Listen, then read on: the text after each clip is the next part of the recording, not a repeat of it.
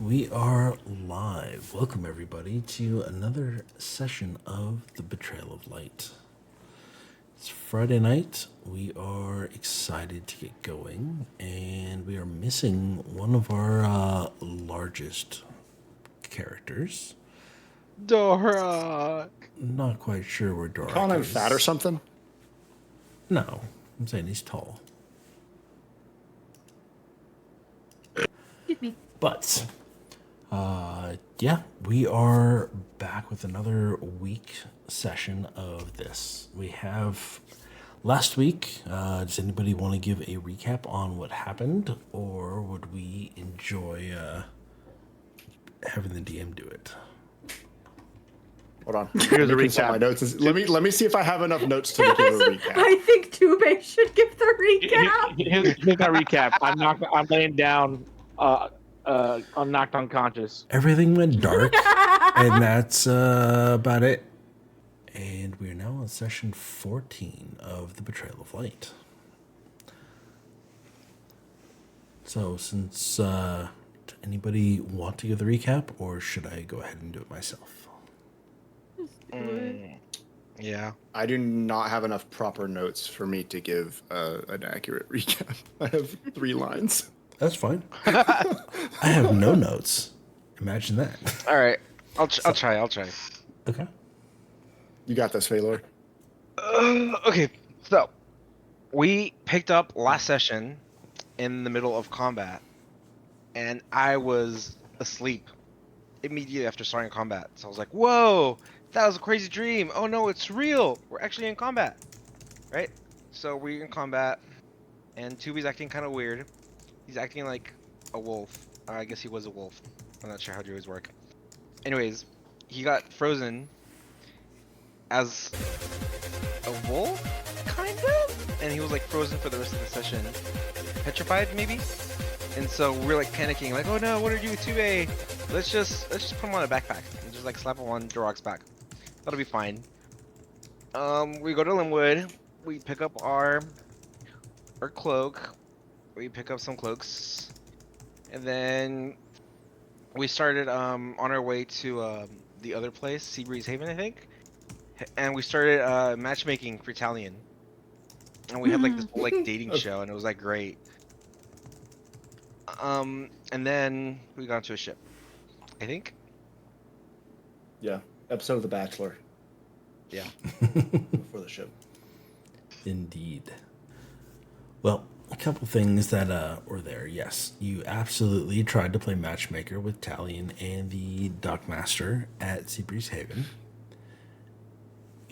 You landed at Kareth's Landing, and you guys are on your way to Endar Findal to try and save Tube from this petrification effect that happens to be there. You were petrified on your hands and knees, kind of in pretending you were a wolf, Tube. You changed from your wild shape of a wolf form into a human form after Dorak attempted to Happy Gilmore the fuck out of you and clocked you right in the face with his warhammer. You barely survived the attack, and Tube was then strapped to Dorak's back. As is the YouTube thumbnail or the cover photo for our YouTube of last session. You have been carried on Dorak's back all the way across the entire continent, which I will actually zoom out and show you on stream. So where you were, you started off in this area. You came down and you traveled alongside the road to Seabreeze Haven, of which you boarded a ship, you crossed the Great Sea, and you sailed up and around the point down into Kareth's Landing, where you are now currently right about where my mouse is showing on stream. Kareth's Landing, you are about 2 to 3 days travel from Endar Findal. Tube is still petrified. He's stuck in the on hands and knees pose. He is barely breathing. He's not moving, and the entire party is trying to figure out if you are even going to survive this whole mess.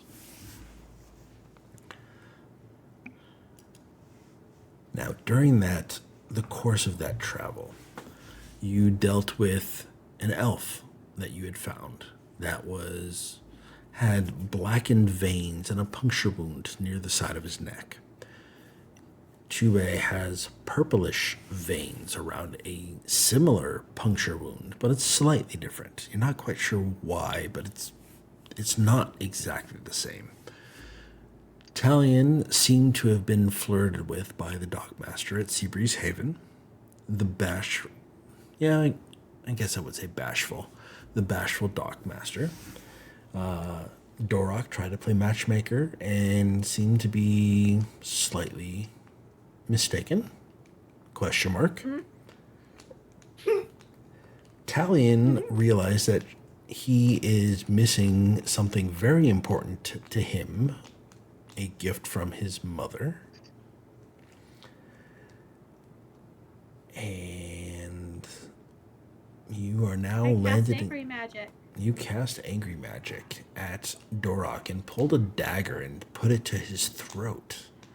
So that was a very interesting scene, of which Earnwig took note and seemed to have jotted down in his notes that you are going to kill them all in their sleep. So he's keeping an eye on you as far as I'm aware. Is there anything else that I've missed?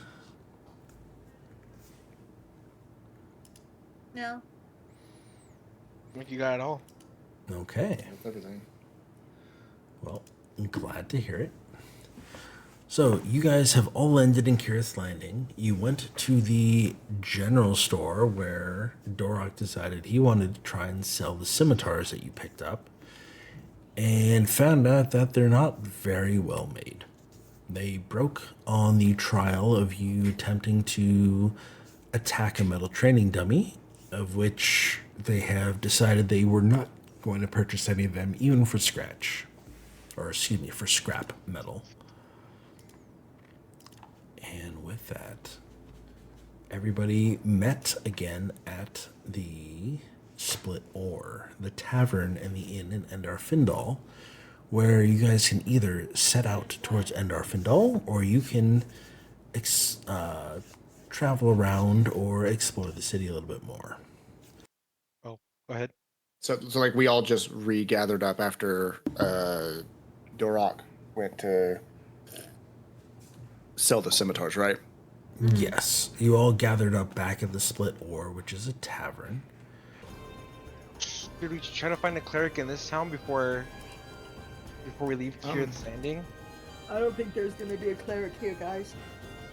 If Raydelia's finally made it back to Endar Findal, she might be able to help. You think so? That's if she's there.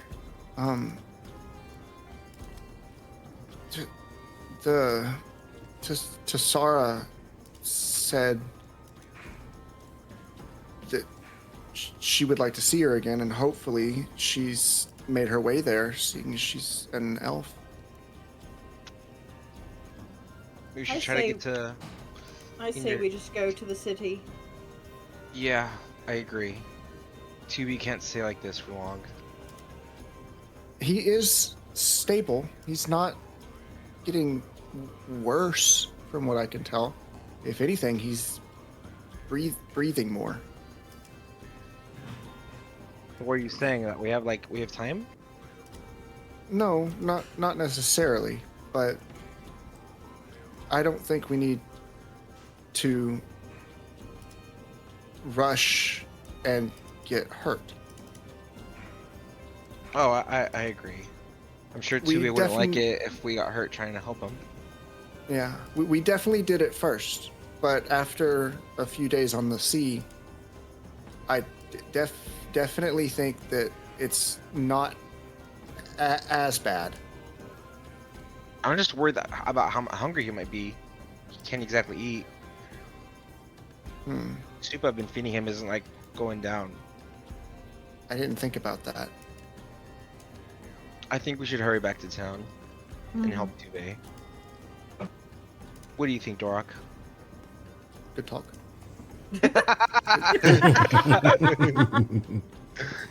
I was debating whether I should do it or if the DM was gonna do it.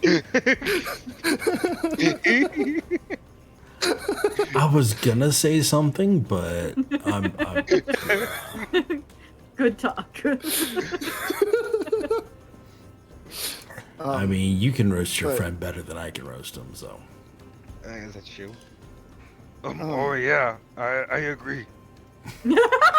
What is that, Cookie Monster? Cookie Monster says Valor, covering his mouth, pretending to talk at his door. That's funny.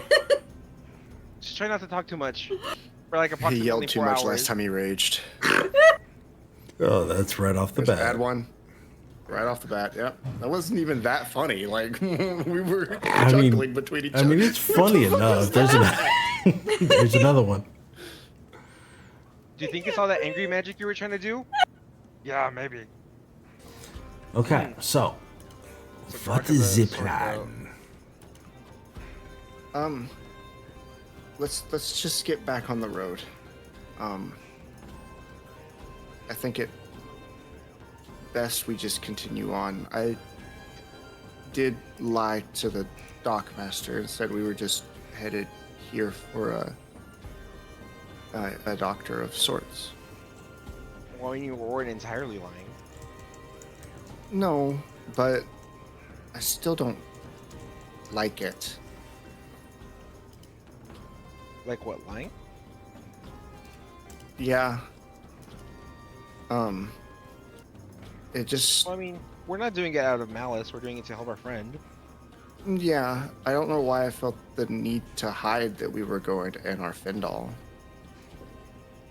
Maybe because going to where all the elves are might seem a bit suspicious. Maybe? I mean, if all the elves from like the entire world are being gathered there, I'm assuming like more people know like where the elves are right now, right? We can't be the only ones. Yeah. Is that why I did it? It might be. And at the end of the day, only you know your own thoughts. I'm just trying to like help you work through your how you're feeling. Maybe. What do you think? I don't know. I'm sure we'll figure it out. And yeah, I think we you know can- what? I think you were looking out for Talion. Was I? And then I'm like muttering to myself a little bit, and then we can start walking and talking. Yep. So should we head to this island shop dockmaster? And we don't need to. We just need to go inland. Oh right. Sorry, I forget Keith Landing is just the. Sorry, I'm not used to traveling, so I get locations confused. I did too.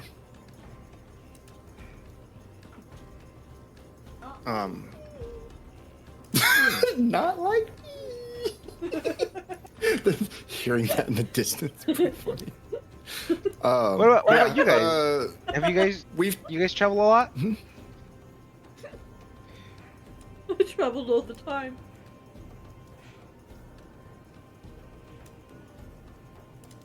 Like where? Oh, I couldn't tell you names of anywhere that I've been. But Right. Oh, you're right. I'm so sorry, Talion. I completely I've forgot. You're good. I've got maps though, and drawings of places I've been. At least drawings that I haven't sold yet. That reminds me, Earnwig, aren't you also a map maker? More of a surveyor, but Does that mean you've also been to a ton of different places? I have not strayed far from my homeland. This is the farthest I've been. Well, how do you like it so far? It's warm. I'm not looking forward to crossing the desert again. What's on the other side of the desert? Well, we had to cross the desert to Endar Findal. Oh, I thought you meant your home was in the desert. No, my home is far up north. Some say it's on the edge of the world, but there's no edge of the world. The north. You said it's colder. Is there... Oh, what's it called? The... Oh, Redelia called it the powder that I shouldn't eat if it's colored. The powder. Do you mean yellow What is snow? that? She said colored snow, but yeah. Is it snow? Is there a lot of that where you're from, Earnwig? Some. It's mostly ice. How do you, like, live up there? Most people and things can't when it's cold. Well, only tough things live there, so you have to be tough. Or smarter. Oh. So not me. Okay. Hey, Hey. don't do that. I know you're only saying that because you've gone down in combat a couple times. But look at it this way. Have you ever seen someone go down so many times and get back up? No, though don't think No way I've seen anyone. You're the only person I've ever seen done that. That's amazing. Hmm. You're made like something else. And I don't mean that literally. I think there's like a spark in you that you don't know about yourself. But You're the perfect vessel for practicing my healing. No. I never thought Maybe- about it that way. Well, maybe you should volunteer so that he can practice his healing, Earnwig. Well, they'd have to hit me first. That's what I'm saying. You should volunteer. Aiming to take a swing at me? Starting to think about it with that sharp tongue. I don't really want to hurt you guys, Relax. I'm just kidding. even if it's for me practicing. Oh, you were? I don't think he was kidding. Well, Valor? I don't see your brother around here. He's with us. He just has a sore throat. It's like 20 feet behind us. Oh, you can't move. You got like rigor mortis without the rigor, or without the mortis part. guys, Yeah, you're literally Rigor. petrified. we have a fun night. Tonight's gonna suck balls. I'm ready for it. You're I'm prepared to do excited. the sucking? I am. I mean, it is a fun Right. night. I am quite. I mean, it kind of just fits, right? Well, That's what she said. Giggity. That's what he said.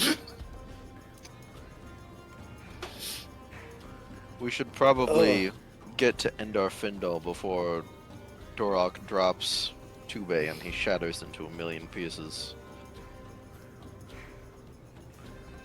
I agree.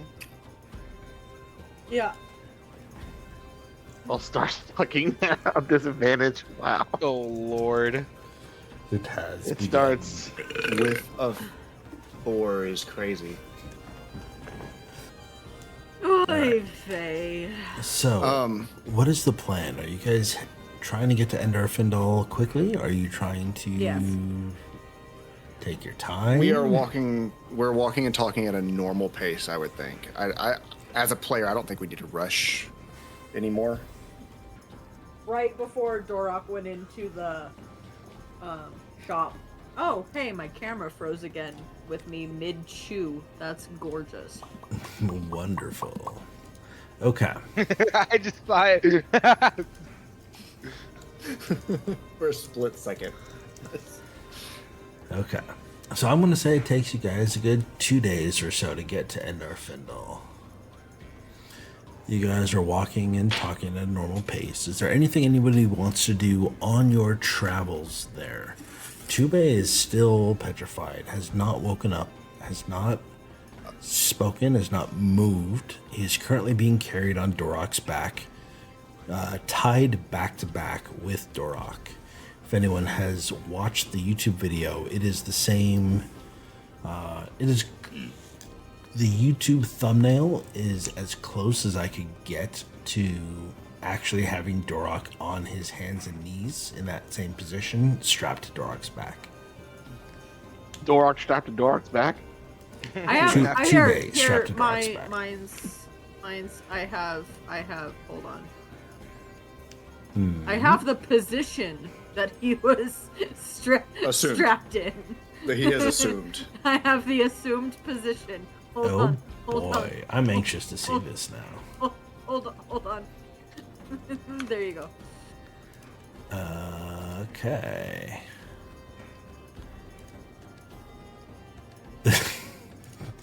All right, let me open this up. Open media link. We will drag this over here and we will put this here. Now it is available on stream. I didn't mean to do that. That's the position that Tube is in. But he's currently strapped back to back with Dorok with his surfboard in between the two backs. And that was Which- the position I was in when I got knocked. When Dorok Clear. decided When you to Happy froze. Gilmore you, yes. You literally morphed from a wolf into that exact stance and facial structure, and then you got walloped in the cheek with a warhammer by a golf swing. When you do say tried to golf swing and Happy Gilmore, he did try to stop himself. Let's be honest. He did. Really bad. He reckless rolled a attacked. natural Now one. on it. He reckless I mean- attacked Not hit you. and threw all of his strength and power into this swing. And once he had accelerated to max speed, he rolled a natural one to stop himself from hitting you with his entire might. And you still traveled a good, 18 feet before you hit the ground? You survived with the smallest of margins. And I don't mind telling the player this. You survived with 1 hit point. That's how hard you got struck in the face by this warhammer. In your jaw. We're glad it wasn't a crit. Oh god. If it was a crit, you would no longer be with us. You had a chance. You had a chance to just fucking die. Because Dorok's the one hitting you. And you're the only one that has fucking. I was Scare the Dead? I was out of everything. I could have done anything. Correct. I'm the only other person that could have done something, and I'm. Yeah. Yep. I Yeah. had no spell slots. I think everyone was out of spell slots. I was out of every healing. Damn. So the group saw that you had a puncture wound with these purplish veins, similar to the elf that you had found. However, the elf had blackened veins, where you have a dark purplish veins. But there's only one person that seems to understand what that is. And only one person actually caught that last week, and it wasn't any of the players. So kudos to the one who did actually catch that. But you guys travel to Endar Findal. Takes a good 2 to 3 days. And you arrive at the gates. So are we in the city yet, or are we headed there? We just got to the gates. At this point, you guys... We skipped going. Yes, we are skipping the 2 days or 3 days travel. And we are headed here. The gates of Endar Findal basically they're closed, but they're not unguarded. You pass by the 6 watchtowers that are out front, And you see both Tweedledee and Tweedledum, or Tweedledum and Tweedledummer, if you prefer. The Little two, jackasses. yeah, the two guys that stopped you as you left, and they kind of recognize you and just kind of give a smirk and a huff noise as you pass by the one heading to the outer gate. You can see that there are some elven soldiers that are standing in the entryway. Their armor is clean, their posture sharp. Their attention shifts kind of the moment you guys approach. And then it softens, kind of into recognition. Not really at ease, but you can tell that they recognize you, but they're not put at ease that you are returning.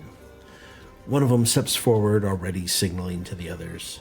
They're the ones Tassara mentioned. And their eyes move kind of immediately to Tube strapped to Dorok's back, bound and unmoving. And there's no hesitation. You kind of see them kind of look very, very briefly. It says, "Get them inside, now!" And you're not stopped again. We're back. Wherever This you is go... much easier than last time. Yes, the door's open, and you're able to forge a path. And wherever you guys are going, a path is kind of opening up. The guards step aside before you reach them. The doors are pulled open. You know, what's it called? The bridge in the middle of the river that is running down the middle of the city. Like, everyone just kind of parts ways. You have a guard escorting you all the way there. You could tell it's not a hospitality thing, but it's more of a priority. And yet, the city itself tells a quieter story. You can see that windows are closed, even in the daylight. What conversations people are having die as you pass. There's shaded alcoves beneath kind of the overhangs, and you catch glimpses of pale figures seated or lying still, attended by others who move with careful, practiced restraint. Well, actually, scratch that. Just strain. They're kind of held tightly beneath the surface. But you guys are immediately brought to Tassara's throne room. Okay. So you guys are You able got a to... hallway, people. Yes, you have a throne room. And inside the throne room, you see Tassara. Damn it, Muse. Do you just not like the band Muse, or is that... Someone in your chat named Damn It Muse. They must hate the band Muse. No, Muse is awesome. She does a lot of reading streams as well, but she does Conan role-playing, Conan Exiles role-playing streams. Muse is fantastic. And Aggressive Aggro, thank you from Down Under. Appreciate that. There's actually no relation to the band. It's the definition of a muse. My gamer tag is also musique, a play on music, which makes perfect sense. As you guys get here, He's not full size. I don't know why. I don't either, but I just noticed it because he was in between all of us. Yeah, exactly. And Earnwig's off to the side. He's the option at back. So, Doing the veer. when you guys get we here, entered from the bottom, so I thought we should put our guys at the bottom when we entered. yeah, I mean, that would make sense, but it is what it is. You see, Tassara she meets you at the bottom of the stairs. You see the queen, the Tassara itself. Tassara she's sitting at her throne. And she seems dejected. She hasn't heard anything from you guys, and it's been, I don't know, a good month.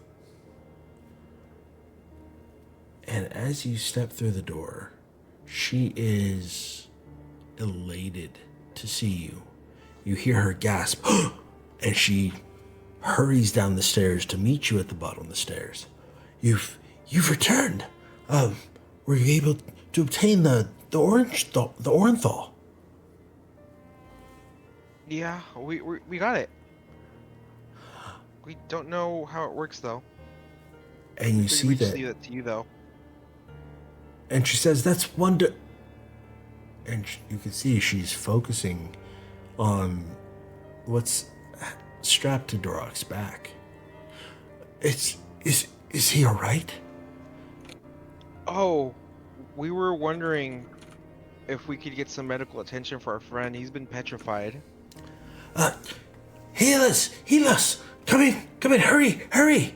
And she immediately calls in the healer, and her lead researcher, as well as 2 guards, come in, and they help Dorok unstrap Tube from his back. And they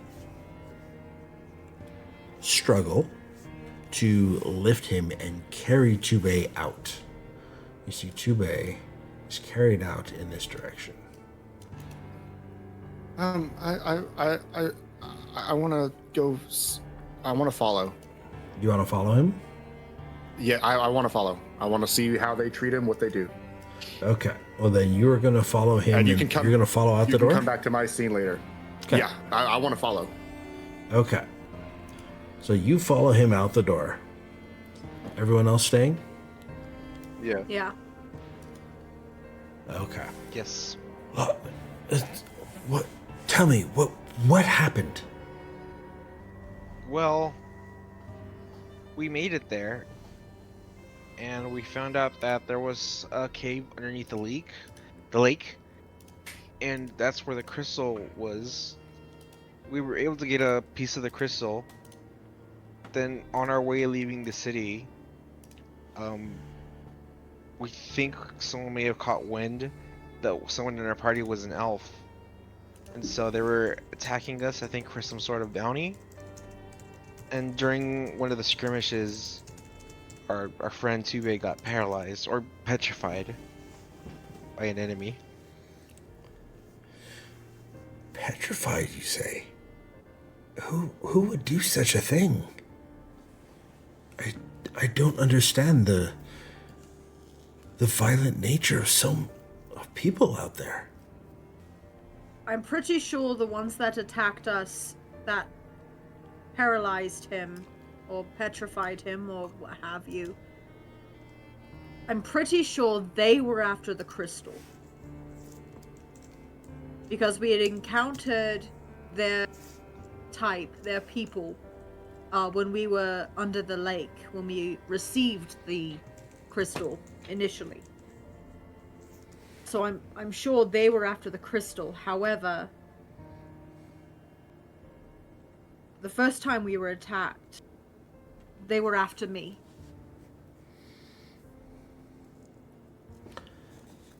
The ones guarding the crystal were after you? No. Separate attacks. We were attacked twice. And you see that on her face, she is just, like, awestruck.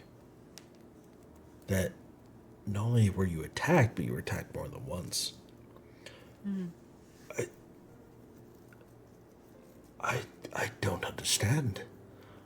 Are there that many people in the world who despise elves to the point that they would try to harm us? I don't necessarily think it's out of hate. I think it's out of fear. This strange disease virus, it has people concerned. So who knows who placed that bounty? It may have been placed in order to, like, hoping to get a reward if they thought, like, they could, like, turn him in to here, Endar Findal. Or maybe they just want to, like, do an independent study. I don't Who think they knows? wanted to study me, Valkyrie. Attacking doesn't imply a study. Attacking implies a taking out, stopping, prohibiting you from breathing. We encountered another one of our kind on the way here. Of an elf? There's Yes. elves still out there. How are they doing? And I just look at her, and my face is just very sullen and very solemn, and I shake my head. And you see she kind of has this very solemn look, and you can tell she's choking back a tear, and you see her steeling herself. She takes a breath. Well, it's for the best, I suppose.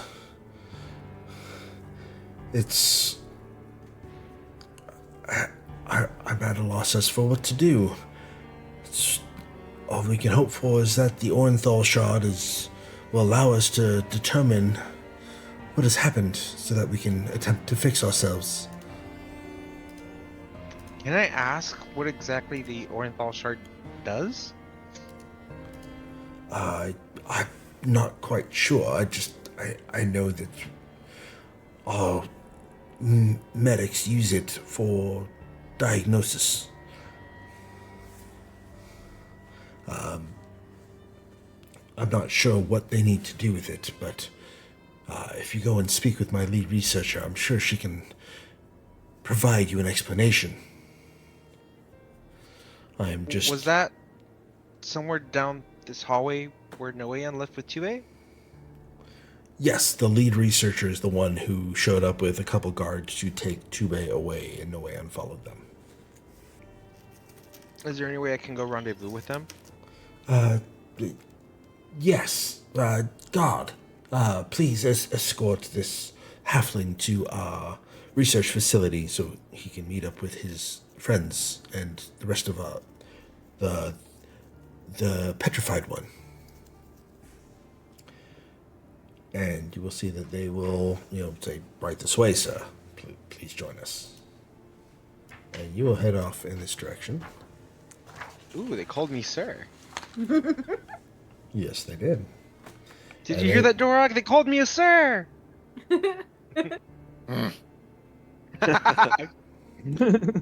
Yes, is that more like a servant? As you disappear out the door. So now it's Talion, Dorog, and Earnwig. You three are the three that are left in the... I heard... There it is. Yeah, I heard him. But you three are the last ones left in the throne room. And, yeah, Tessara has this, again, solemn look on her face. Like, she's appalled that people would be attacking the ones that have already been discriminated and rounded up and kind of stuck in here with no way to leave and no help.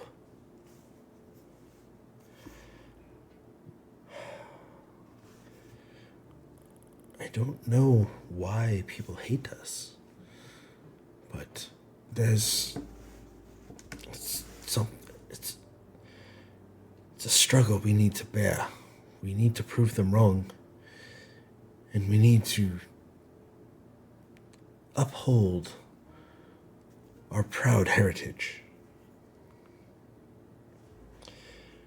Again, I cannot thank you enough for helping us. Now, I don't think this is an overnight thing where we can take this crystal that my lead researcher needs in order to determine what the issue is. But I know you have done us all a great service.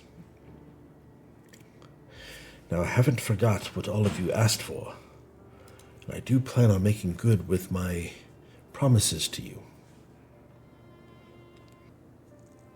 But for right now, I think it's been a long day. Let us reconvene in the morning, And hopefully we shall have some answers. And I kneel and pay my respect, and of course, my lady, we will reconvene tomorrow. If you have any need, let me know, please. Oh, get up, please. You're helping us more than we are helping you.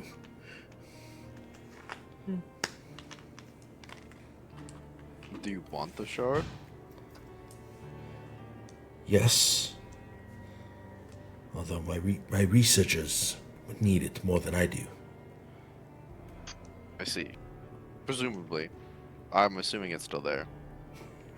Have you looked? And Darren didn't take it. Is the string still attached to you? I don't know, DM, is it? Well, the string is still attached. You haven't opened the bag to see if it's still tied attached around to the shard. string. I whip it out. Oh, You what now? Whip out that OJ.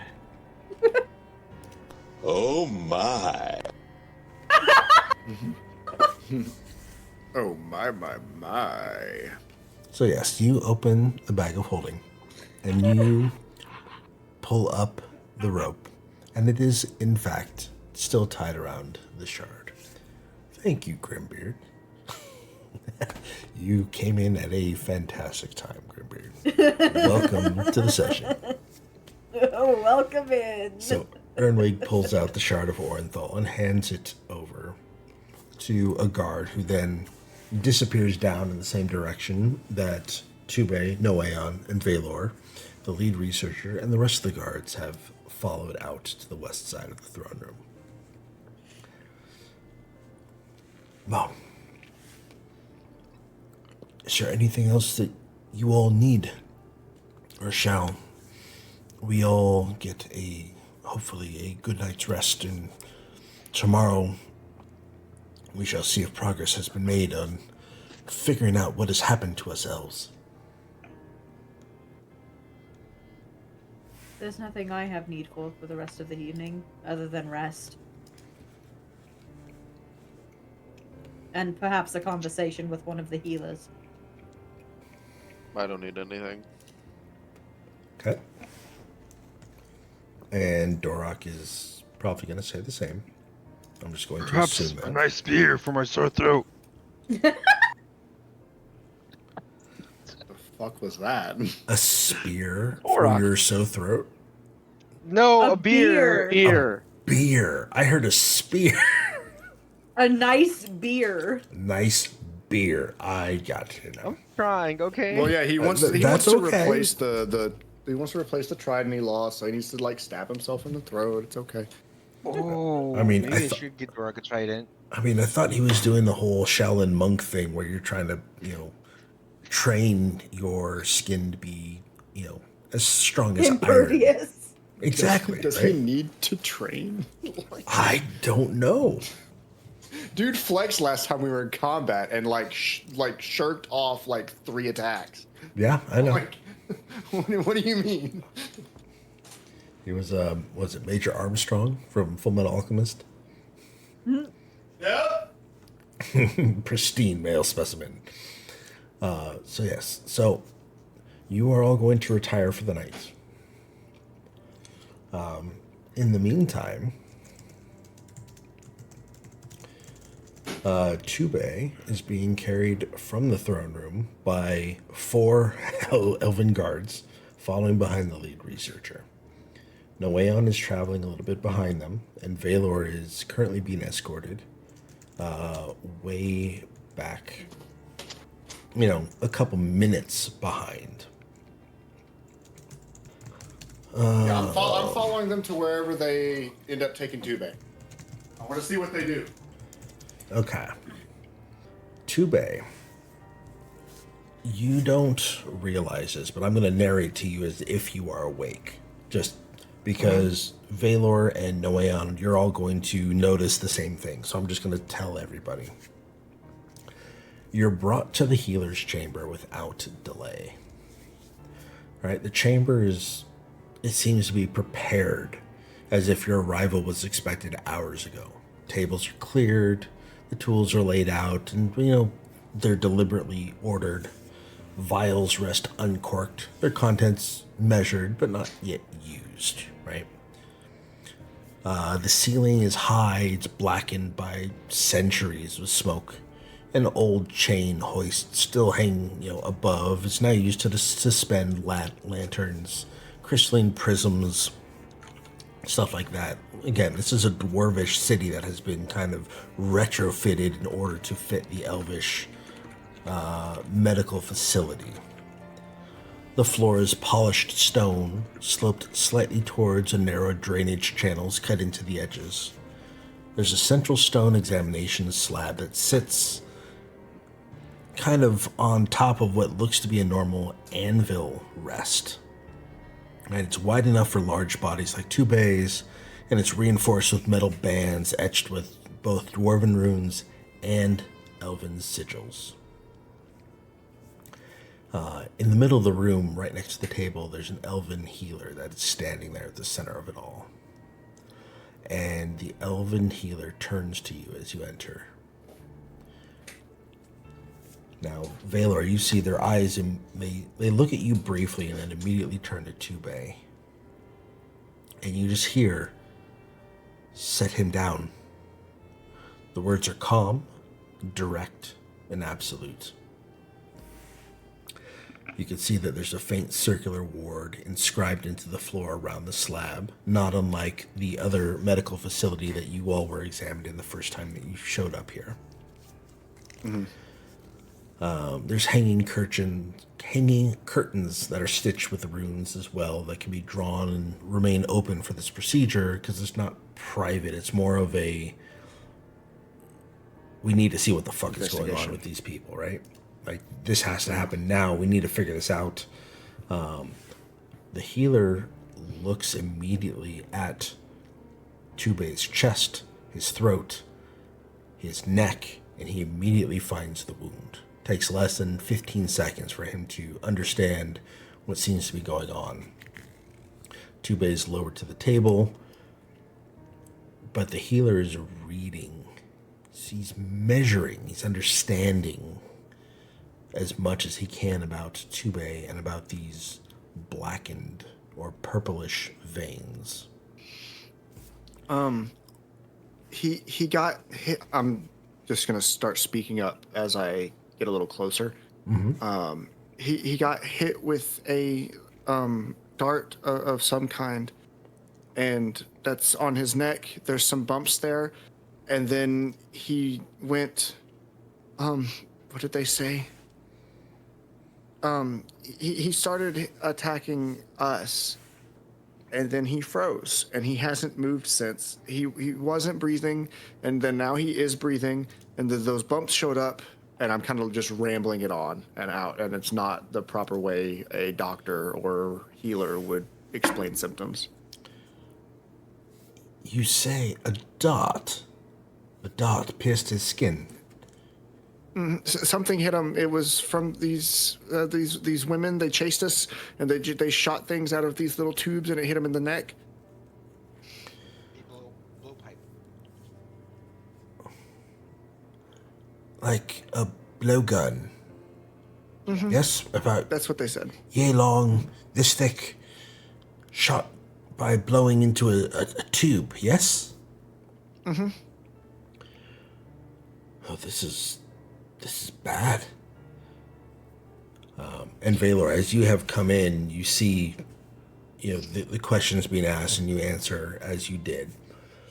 So, the healer immediately rushes to one of the cabinets on the wall, kind of the stone shelves and whatnot, and he's rifling through these medications, and he finally finds a vial of something. And you see he rushes over to the other side of the table and picks up a small shard of a crystal. Very, very tiny. Again, slightly larger than a thumbnail. And he's waving it over Tubei's wound a little bit. And you see that he's kind of trying to look through it. The small crystal is Do I lifted. recognize the shard? It's not orinthal, but it looks similar. but it's instead of being this bright white with purple and yellow kind of pearlescent or iridescence, it's more of a greens and oranges and browns kind of tint, right? It's the same kind of pearlescence, but it's a different set of colors than what you know orinthal to be. And he holds it over, and they're not quite sure what it is. You know, the light passes through it, the light bends kind of at it meets the surface. But because of this thing, you can kind of see, both of you, if you're looking, you can kind of see that there's a small freckled pattern that is appearing beneath the skin underneath the light shining through this crystal. What is that? You see the healer's expression tightens just slightly. And he looks again at the phial of medicine that he has, and he immediately goes and puts it back. He then gathers another phial, and this has this bronzy, kind of pewtery colored powder that he quickly mixes with some water and spreads it over the wound, kind of like a salve of sorts. Now, with that salve, you see that there is some sort of reaction. That salve is turning to instead of a bronze and pewter, kind of silvery color, turns gold and shiny and sparkling. Okay. And the healer goes, "It's purple worm." And he kind of mutters to himself, not quite loud enough for you to fully understand it, but you make out the words purple and worm. Purple worm? Purple What is that? worm. No, Are no, you I'm saying that in character. In character? Oh, you've never heard of a purple worm. It's... I'm sorry, what was that? Who was that? That was me. You're just basically saying I have a purple worm inside of me. Great. No. Not inside of that's you. not what he's meaning. So they immediately grabs another phial of something, some sort of liquid, and pulls out a syringe, draws out a certain amount, and injects it very close to the same puncture wound that the dart seems to have hit. And almost immediately, that purplish in your vein seems to return back to this normal reddish color of blood. But it's not quite fixed. It's not quite counteracted. Doc, what's going on? It's... This should be working. You have not heard. You have not dealt with anything having to do with purple worm.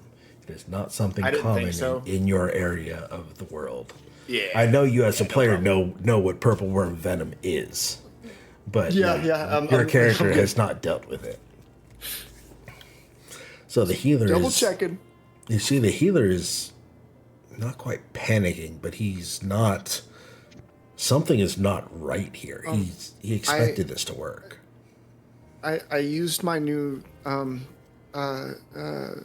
magic, and I felt like I could remove whatever poison it was, but it didn't work either. And the healer turns to you. He says, "I'm sorry, but if you think that magic would heal this venom, you are sadly mistaken. Not even our most powerful magic users can heal purple worm toxin. Now, I've administered a dose of medicine that should counteract purple worm poison. I mean, it's our last it's our very last dose of this, but it's not working.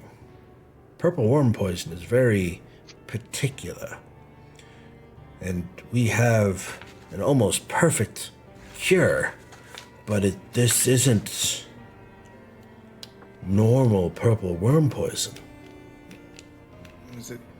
Did it do anything, or is it helping it at least? Well, I mean, you can see the purple has dissipated quite a lot, but it's not fixed. I'm afraid your friend here has a low chance of survival, as we don't have anything else. You're lying, right? I've never. Funny. This was just a test to see your loyalty. This isn't funny. I'm afraid not. This is unlike anything I've ever seen before. He went out there for your precious little bauble, and he got hurt because we got that. Now you fix him. You fix him now. I will do everything I can, but What do you need to make another dose? for purple worm poison, it's it's next to impossible. We need a flower that grows on the Devil's Spire. That's weeks, almost a month away. If you were to travel if you left right now, it would be a month before you even reached that spot. What are the odds of finding one for trade? For trade? Here in the desert? I think you'd have a better chance of being struck by lightning, my friend. And that powder powder you mixed is it basically it was the last, right? Well, the powder that they use to detect what this is, he has several more doses. There's plenty of powder left, but the liquid that he used to inject within the puncture wound is that was gone. He used the very last bits of that vial in order to administer to Tube to try and counteract the poison, the venom. What kind of healers are you? You guys say you're trying to find a cure They to heal a whole race. You can't even heal one man. We do what we can with what we are allotted. We aren't in Elagaza or Tivacris anymore. Baylor, I've run out of Radelia's run out of doses before. It's not an easy fix. What are you saying? That's it? I don't know. I'm afraid that now all we could do is pray to Akka and hope for the best. And you see that the healer has the healer has a very forlorn expression on his face. Like, you could tell that he's trying his best, and he doesn't know what else he can do. You don't even need an insight check to that. I want to approach Tube on the little table. I want to give another once over. Is he breathing? Is his breathing more noticeable? Is the petrification loosening at all? Nothing seems to have happened so far, aside from the purple in his veins has dissipated a little bit. So instead of this purple tint to his blood and his veins, similar to the elf that you inspected and diagnosed earlier, it is now just looks like a regular puncture wound by a needle of sorts. His blood has returned mostly to the regular red or blue or green or whatever his blood color is, being a stormbound Goliath, or stormborn Goliath, excuse me.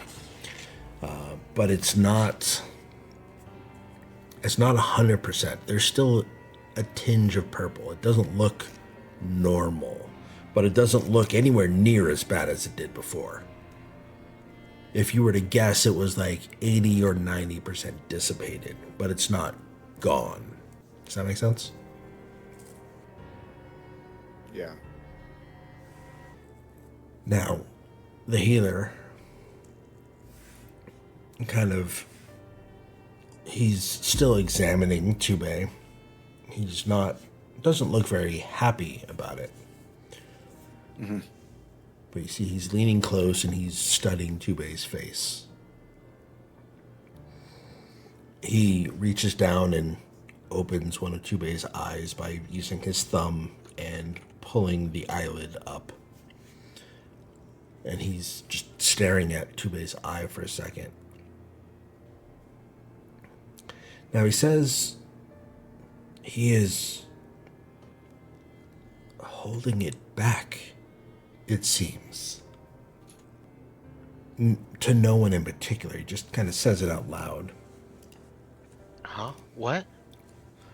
He's fighting it. This is a toxin, but it's not. And you see him let go of Tube's eyes, and he follows his neck, and you see that his hands are kind of following the structure of something along down his neck to his shoulder, down his arms.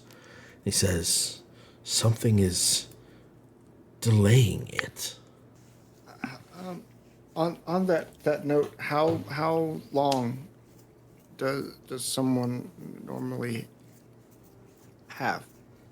With toxins such as this, days, weeks, maybe? How long has he been afflicted by this? Somewhere around like 15 days or so. So, a little more than 2 weeks, yes? Almost 3. And again, weeks here are 6 days each. So, 2.5 weeks.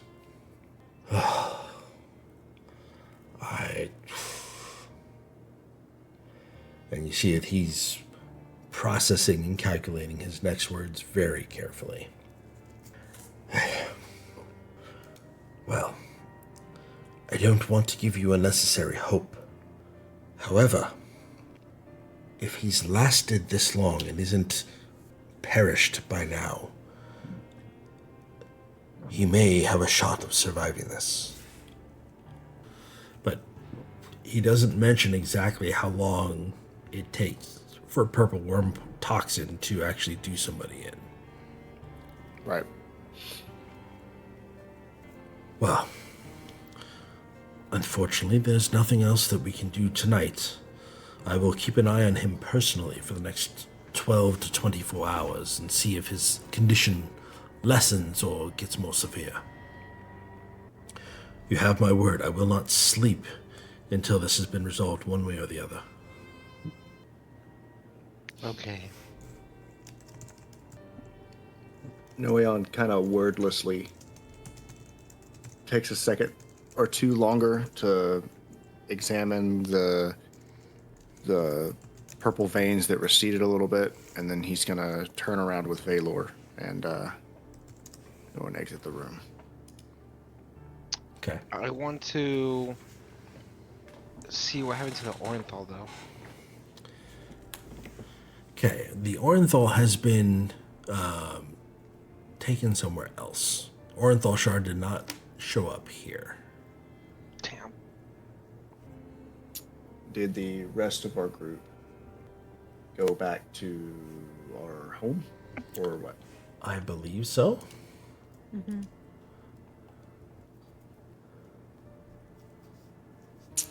Then I would assume we are on the same page, and we'll head there for now, unless Valor has a different idea. Okay. I want to see what happened to the orinthal shard, but I guess we can't. I believe they are processing it And when we have the processed shard, should be in the morning, you should be able to. I'm happy to show you what we do, what we use it for. We use it to look at individuals, and had we had a full orinthal shard here, it may provide more information. As soon as I get it, I will use it to examine your friend here, and we shall see if it reveals anything new. Okay. Guess we'll be going then. And we'll finally leave. Okay. Well, you guys are escorted out. No, it's not the greatest of feelings that you have a friend and a party member who is struggling to fight for his life. However, it seems to be, I mean, you seem to be getting everything as best you can. So everyone has traveled back to your house. And this is the first floor. How we do it? Oh. Close. So this is the Orpington house. City. And it's very, very bare because you guys haven't decorated it. You haven't done very much with it. But there's the first floor. There's a lot of. You say bare. There's some nice furniture in there, man. What are you talking about? Well, Bare, because we just need the bare necessities. indeed. I hate you.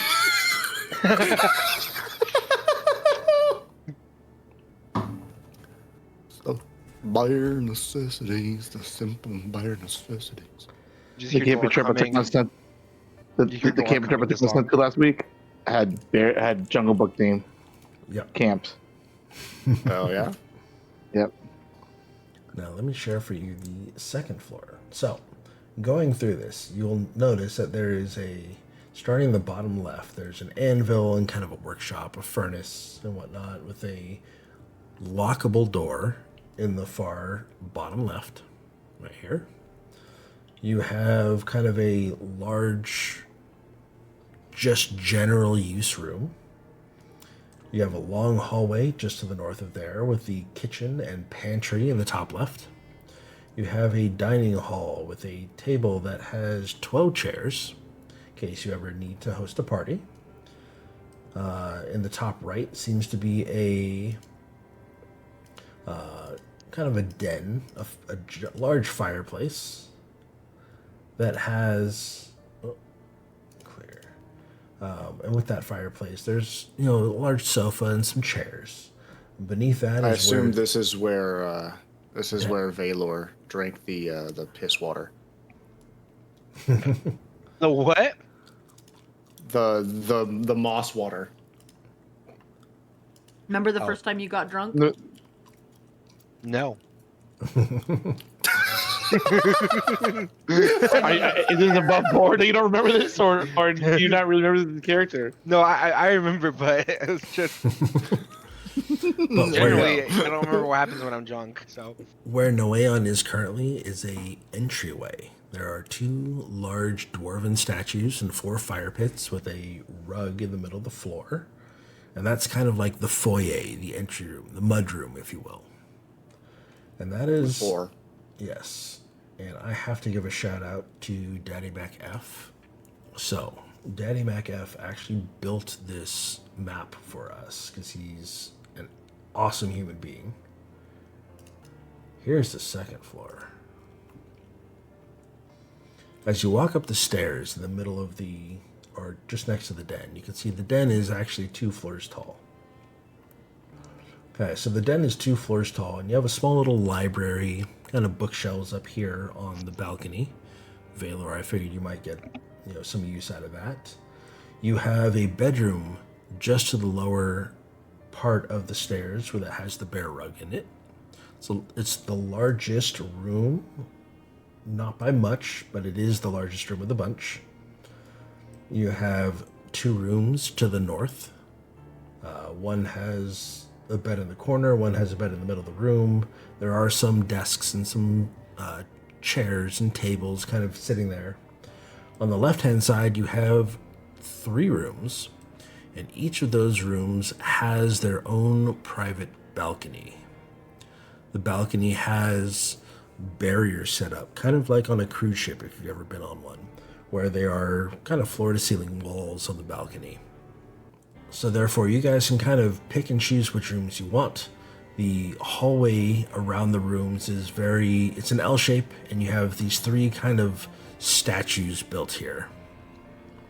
And those statues are dwarven of make, and they are just kind of along the hallway. But you guys are more than welcome to pick and choose your own rooms. You can figure out who's bunking where. Unfortunately, Chube, you're probably going to have the last choice, as you may not make it till tomorrow.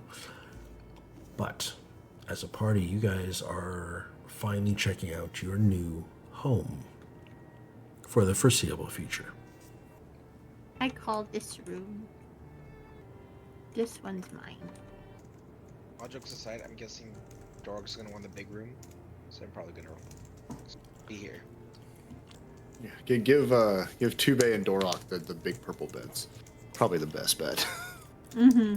I am gonna stand in front of the mirror and be like, despite everything, it's. We haven't committed to genocide yet. I mean, you rolled math rocks, you haven't committed the war crimes, so you're only halfway there. So it looks like people have their rooms so far. Darren, what do you think? This is where we're gonna be staying. Fuck that lizard. Hey, I was gonna use the lizard button, but I can't use it. You like it, Darren? mine's Something like Oh, that. Darren, probably. did you say something? Lizard. That was so quiet and so far away. But yes, that is it. So you guys are able to pick your rooms. Now, is anyone doing anything in particular before they fall asleep tonight? I'm giving the I would lizard a like to. fucking shakedown. You break into my room and actually do that? I was going to say you're breaking Yes. into Valor's room. Okay. Yes. There is something I'd like to do, but it can wait till last or like in the middle somewhere. It doesn't have to be now. Okay. Send me the what you want to do, in case I need to do anything for it. Now, I'll go to. I'm gonna tell Knock, you. knock. You Knock, motherfucker. Oh, hey, what's going on? Where's the fucking lizard? What? The lizard. You mean Darren? He stole my shit. What? Make him give it back. What are you talking about? Make him give it back. Italian. What's wrong? Is this? I guarantee you the lizard stole my puppet. Now make him give it back. Italian. I'm sorry. I don't know. I don't know where your puppet is, but I guarantee you. The lizard stole my shit. I promise you, the lizard stole it. I can't tell if you're laughing or crying. Both? This is fucking I don't know what useless. sound I think effect she that said was. I think she said both. I just heard a oof. It sounded like both, but with the voice crack. Yes. That sounded like laughing, but bits and pieces. She's trying not to laugh into the mic that hard.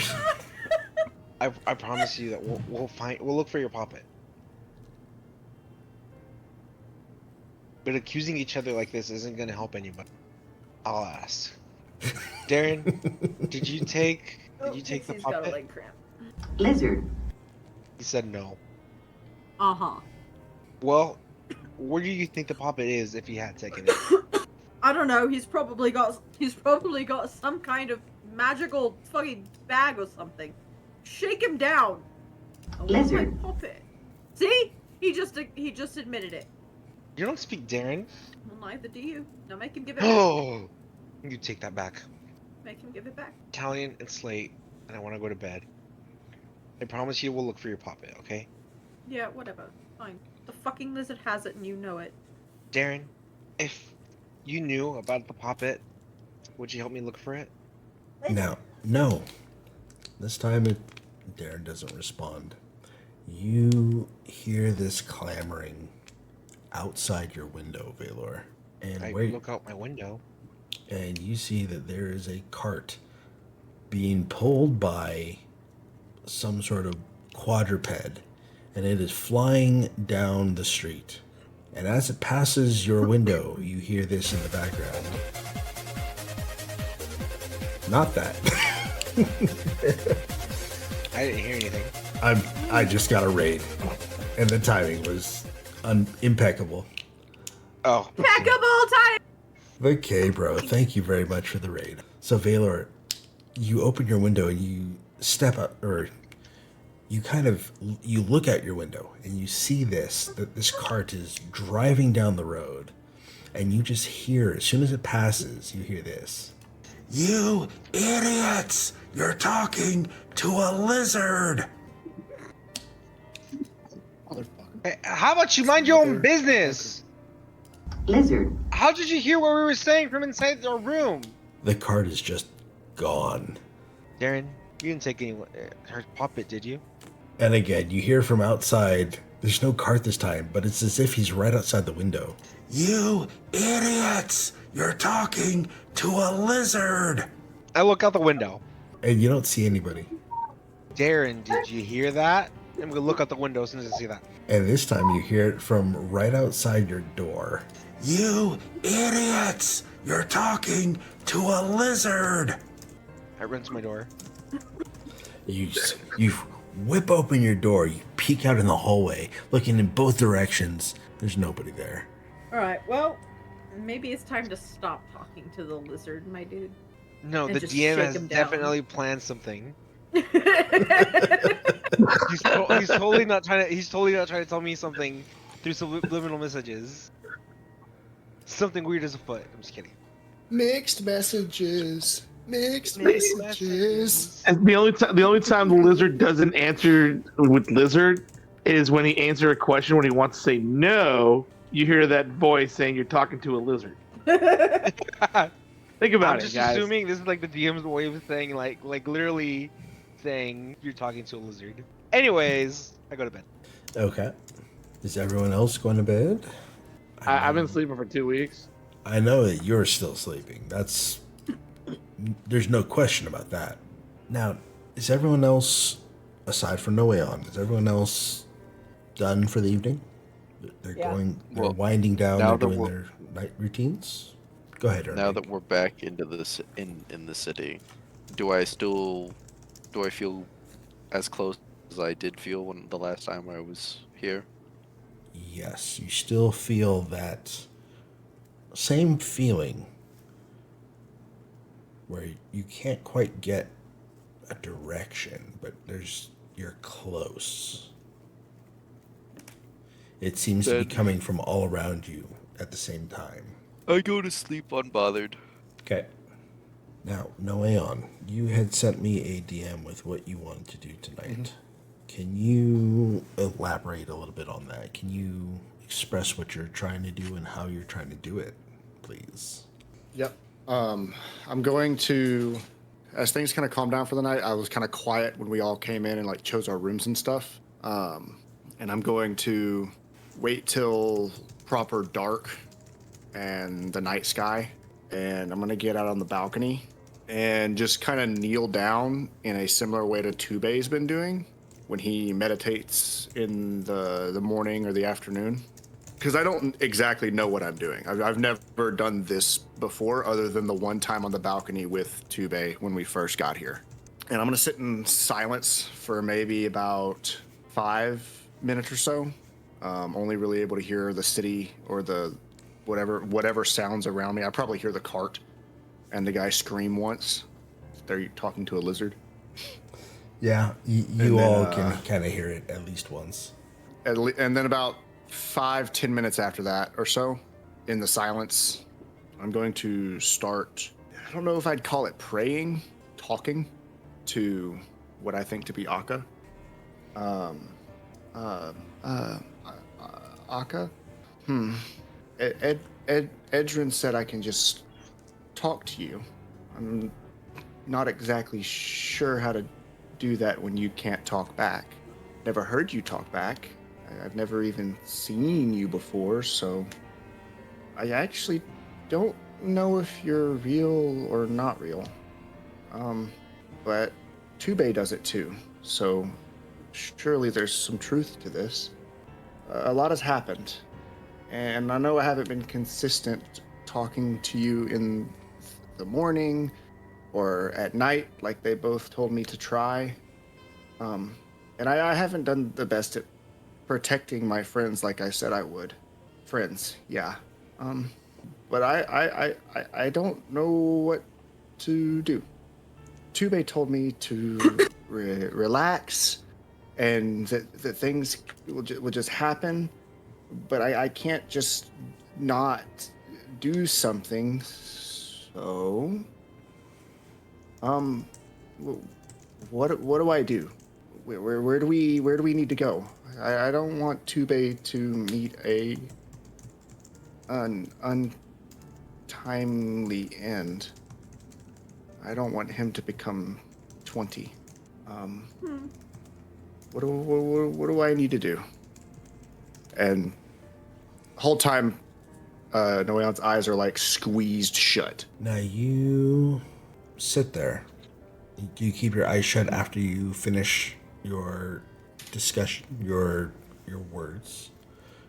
Do you open your eyes and look around and expect something to change? Like, how do you react for around when you're finished? About 30 seconds or a minute. Noel tries to think of something more to say, but can't think of anything more. And will like peek an eye open to see if anything's moved or changed. I haven't heard anything change. Okay. I haven't heard a response. Okay. Well, you make your conversation, your monologue with the goddess of the world. And you know there's a goddess, and you know that there's two lesser gods, because Redelia has mentioned Akka before, as well as Armagos and Rathedron. But you are not getting any sort of a direct response. Nothing's changed. There is, like, you don't feel like you're being watched. You don't feel like you're being judged. There doesn't seem to be any sort of physical or even mental alert or anything that happens that you can feel like you have been heard or there's some sort of something that's listening out there. You just don't seem to get any sort of a response one way or another. I'm gonna reach my hand into my pocket and squeeze down on the connecting rod I found. Okay. Where I woke up. And now would be a great time to show me you're real. Now, when you grab the connecting rod, you don't feel anything different. However, you do, again, recognize that there is a small piece of paper or parchment, a tag of some sort that is attached to the connecting rod. That just had a name on it, right? It Like did. as a player. Oh God, what session was that? Like 4? I mean, you can look at it and you can see what name is on it. Yeah, I'll take it out and look at it one more time because I forgot about it until now. Okay. On the thing, there isn't much on the piece of paper. However, there is a name or I don't even know if it's a name. There's a letter and a word after that. And it's a P with a dot. I will actually whisper it to you. P. Sherman 42 Wallaby Way City. Nope. I was thinking the same thing. I just didn't want to say it. Okay. That's what you see on it. Okay. Now, as you touch it, you feel this undescribable sense of familiarity with this connecting rod. It's not a physical, like, warmth. But upon reading that name, you don't quite understand it, but there's just something about it that is familiar. It's nostalgic, I guess I should say. But it's an unexplainable thing that, especially after just praying to the goddess as best that you know how, because you've never prayed before, it just seems like a coincidence. Really. Okay. I'm probably going to sit there in semi-silence for another maybe 10 minutes. And then I'm going to go back into my room, and you know the drill for nighttime. So Yes, you are going to take care of yourself. you didn't have to say it. Like He's what working He's working it. There's a reason I chose the room at the back of the building. I was going to say, you're in your own private room. You don't have to worry about being seen. You can take care of yourself however you need to in whatever fashion you desire. Nobody's going to bother the you. Room that has a door, and the bed is pretty far from any other bed, so you can't hear it either. We don't have a squeaky bed this time. You're not going to go out and do it on the balcony? It's a good thing you didn't choose a room with the bear rug, because that thing would be looking at him. Yeah, you definitely don't want the bear looking at you. Or maybe you do. I mean, I can't tell what Noeon wants. Okay. I don't think Noeon knows what Noeon. Probably not. Okay. So everyone has gone to bed, right?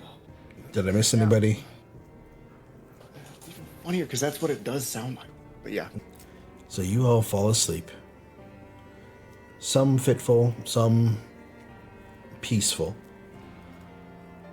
One of you is already asleep and has been for several days. As the night carries on, everyone seems to be unsure as to what fate awaits Tube, what fate awaits all of you, what fate awaits the elves. Everything seems to be in limbo. So, we are going to cut to Tube's subconscious. And I'm going to... Do we really want to do that right now? Yes, we... Do we really want to do that right now? We do. So I'm going to steal Tube away for a second, and I will be right back for the players. He's been dragged to the DMs. He is. He's going into the void. So, you have been in this state of unconsciousness for a long time. You're not quite sure how long it's been, because everything's been black. There's been no feeling, none of your senses are working. And you're not quite sure if you're dead and in limbo, if you've ascended to the heavens or gone down to the nine hells. You're just in a perpetual state of uncertainty. You feel like you have been falling, but there's no ground to fall to, just literally perpetually falling. And at some point, days, weeks, months, you don't know how long it's been, but you feel like you have hit a surface of some sort and you are melting, sinking into that surface. The weight comes in and you can feel it pressing in from all sides until breath kind of feels like a memory instead of a need. And then you feel wet. You feel like you're submerged in water. Endless, soundless. There's no surface, no shore. You're just within the depths of water. You drift within it, and you hear this voice. You do not see me. You do not need to. You are unraveling. I watch as the darkness leaves you in threads. It seeps from your veins, from your breath, from the spaces between what you are and what you were. This is not new, nor is it yours alone. You would fight it. You would burn it out. You'd tear it from yourself. And that is why it would consume you.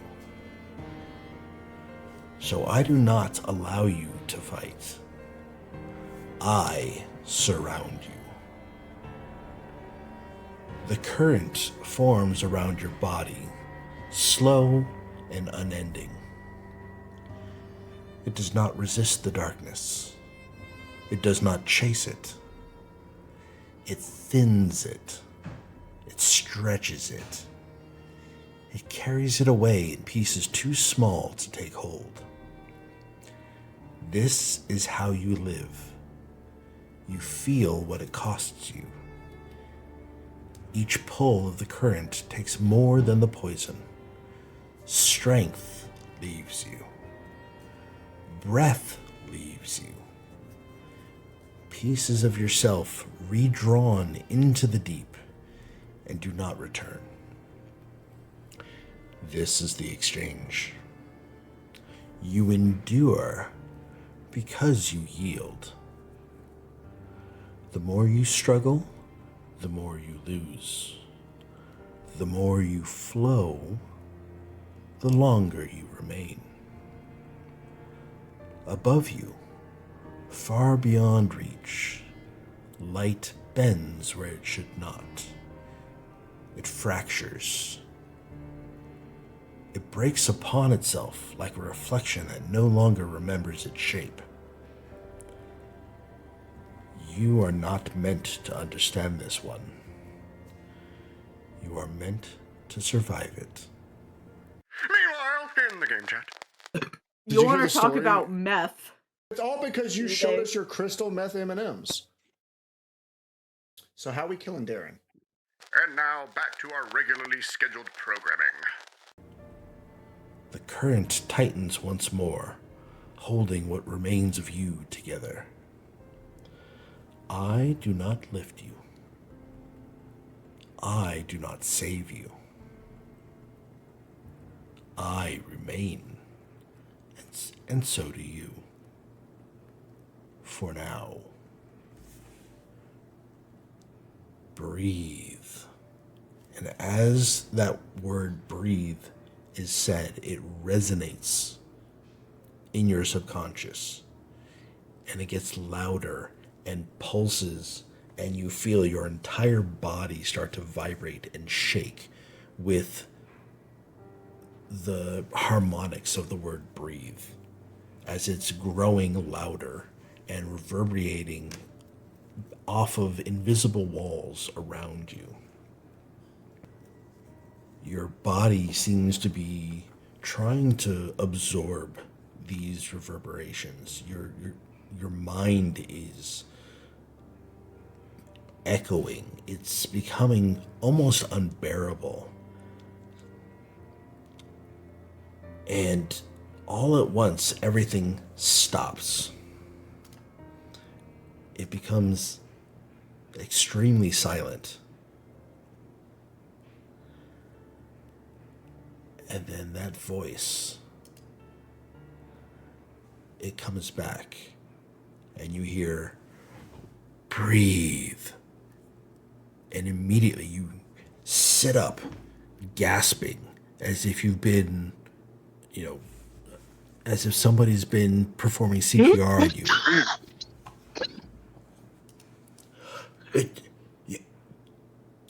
You're alive. You're awake. Gods, bring some water and some towels. And you're looking up into this elf. Not an elf that you've met before, but a kind of smile, almost a relieved expression. Yeah, don't try to move. Just relax. You've overcome the impossible. Just breathe. And this is not the voice that you have heard from just before you woke up, but the message is echoed. And you take a couple deep breaths in. Okay. And you feel there's cold water being applied to your forehead on this washcloth. And, there's also there's some towels that are wet that are placed upon your chest. Some on your seaweed breastplate and some on your shoulders, trying to cool down your body temperature. Oh, thank Akka. I was starting to think that you wouldn't make it. Are you all right? And I still catch my breath. And I look up at the healer. I'm like, in a quiet voice, I'll be like,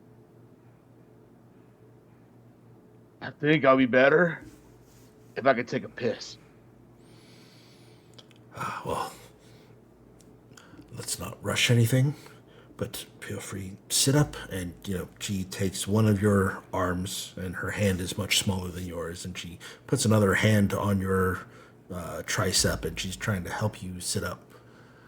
Slowly now, don't hurt yourself.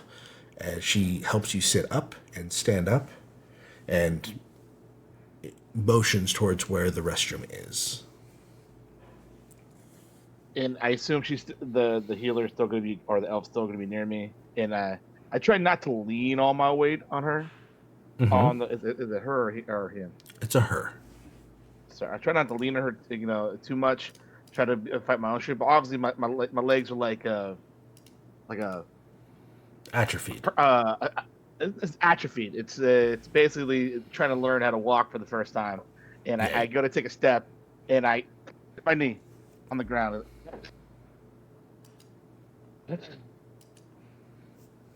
I guess I have to learn how to do this first. And I get back up and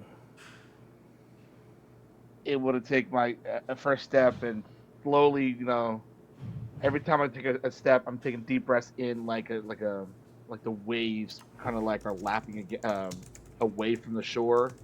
And when I breathe out, it's like waves stepping, and I look to right. My next step is basically riding that current, that wave towards the shore, as I try to think about what gives me strength as I try to walk, and each step becomes a little bit easier.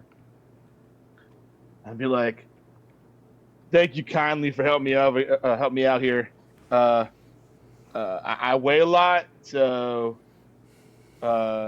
if I'm gonna kind of lean towards you at all, I suggest you get out the way. I don't want to crush you." That's quite all right. And then I guess I make my way to a place to relieve myself. Do that. I'm not gonna describe that. Mm-hmm. I'd be like, well, that sucked. Felt like I was falling for like ever, just like nonstop, just like falling for like I couldn't. How long was I like this?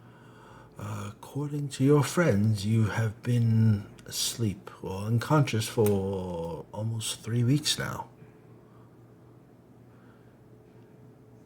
And at the hearing the time frame, the 3 weeks, your stomach is angry. Oh man. Oh, okay. Do you have like any like anything small to eat? I don't want to eat a lot at once, but I am ravenous. Yes, hang on once. Let's get you back into the the patient room, and we will bring you some food. Are you all finished in here? Can we make it back there safely? Yeah, I'm all clear over here. The drainage has been emptied. All right. Well, and she helps you back to the medical bed, right? And she's talking to the other medical researchers and whatnot. And they're coming out, and excuse me.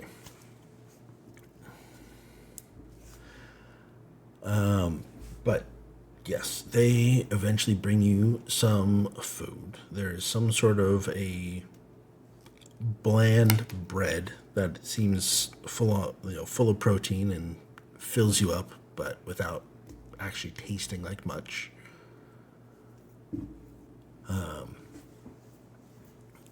And she's you can tell that she's studying you. She's looking over your neck and kind of the back side of your shoulders. And even though you've been asleep, once you've kind of filled your belly a little bit, you feel this incredible sense of tiredness. Yes, you've been unconscious for 3 weeks, but you are just exhausted.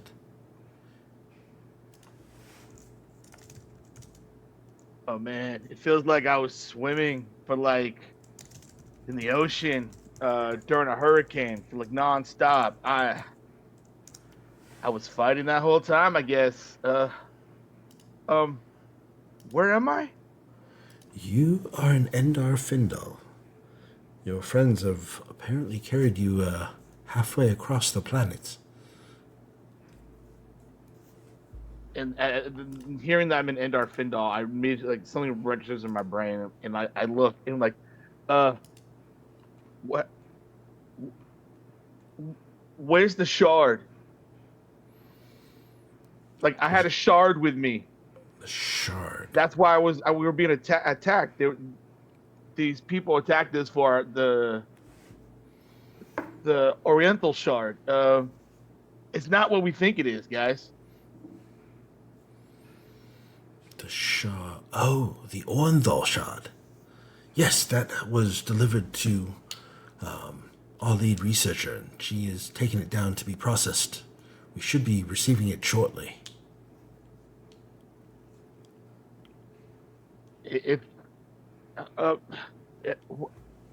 And my friends, can you tell where my friends are? Are they okay? I mean, last thing I remembered, I was taking a bite out of Dora. There were 2 of your friends who came in with you. A small one and a curious one. They were escorted back to your living quarters. I don't know about what other friends you have, but those are the only 2 that I've seen. And like I hear that, and I say, I think I know where they are, and I try to get up, and I immediately just fall back down, like sit down, like or maybe it's better if I just And you just pass out. And as you're nodding off to sleep, you just hear the healer say, "Well, for one thing, I can say the dot made an impression on you. Quite a lasting one indeed." And you nod off to sleep. And I'm going to send you back up since we're going to narrate the morning time. Okay. Mamba. We are You missed all back. kinds of chaos. Did I? Yeah, it was great. I think someone wants to choke somebody over here. No, we weren't jorking it. You were twerking it? That's Jorking! no. We're gonna kill Darren. What? Okay. Oh my lord! We are not killing Darren. Says See, the that's one even weirder. who's... That you're the one that doesn't want to kill Darren. No, this is I just fun. want my shit back. I mean, Okay. dead people Shut can't up, pay back Pixie. their debts. Okay. So, We weren't twerking it, we were jorking our peanuts. all seem to awaken. We have Noeon, Talion, Earnwig, Valor, and Dorak. Dorak hasn't really said much after he went to sleep last night. But the four of you... Orbiter it is. Well, why is Dorak turning into Yoda? I'm confused. So, Noeon, Talion, Valor, and Earnwig, you guys have woken up. What are we doing? I think. I think we have to go back and see how Tubi's doing in the hospital.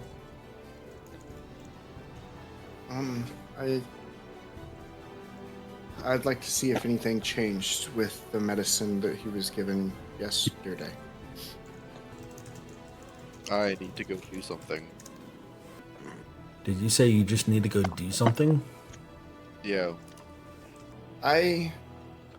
What do you have to do? Earnwig? I have to find someone. So you can rat on me? Rat on... For what? Thought you're an elf? In the city of elves? No, that I used angry magic. I was unaware you were capable of casting this school of magic. I mean, you're the one who's been monitoring me since I attacked Dora. I.e., I cast angry magic. Yes, well... It has nothing to do with you. I would actually prefer to be away if you decide to stab a hole through somebody. I mean, valid. Are you gonna be okay alone? Yes. I promise to not end up like Tubei. Okay. We'll go check on him and see what they've done with the shard then. I'm actually gonna go find a medic of my own. Oh, actually, Mindz, Mm-hmm. is it possible that over the night I got rid of my bag of holding and switched to my wand again? Yeah, you could do that. Okay. I would like to do that just in case. Okay. And that will be... Well, I'm going to say no because of what... Actually, you're right. Yes, you can do that. Absolutely. Because that's one of your things, your blueprints that you know, right? Yeah. I just Yep. just forgot to do it at the long rest. Yep, that's fine. I mean, you guys have had a long rest. You're in Endar Findal, so yes, absolutely, you can do that. Okay. So, Earnwig is holding back or staying back. We have Talion is going to find a healer of his own. Valor is going to check on Tubei.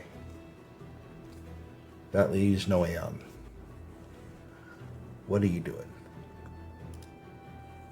Did I not say I'm going to check on Tube On and Tube, the where shard? they are. Okay. So we have three separate things that are happening. Yay! Oh boy. Okay. So, Yay, splitting the party. I mean, you're in a safe zone, if you will. Who wants to go first, actually? Me. Italian, you're gonna go find a healer. Okay. So, where are you going? I actually would like to go to where we went at the beginning. Okay. Yep, that one. So you're gonna go there, and you're gonna see the same elvish female and presumably her daughter, and she's gonna be at the reception area, or just kind of sitting there, and she's gonna say, "Oh, you're back. Welcome back. Is everything all right?" Hold on, I'm sorry. I lost all audio. For I don't know what's going on, but everybody's audio keeps cutting out for 20 seconds at a time. It's happening to me too. That's not good. But I just caught up when you said, you're back. That's where I got you. You see the same elvish female healer and presumably her daughter. By the looks of their faces, just looks like a younger version of the same medic. And she says, "Oh, you're back. Is everything all right?" No. Actually, it's not. What And seems... I'm just gonna come clean. And if this gets me fucked, then it gets me fucked. But I'm gonna come clean to her about what happened with Dorok. Because I'm aware that is one of the symptoms of what is happening with our people. Okay. So, tell me what you're saying. How does Talion describe it? I got unnaturally angry. I don't get angry. And I got angry and I attacked one of my party members. And is there anything in my blood when you tested it? Before. And she's gonna go, "Okay, well, what was your name again, sir?"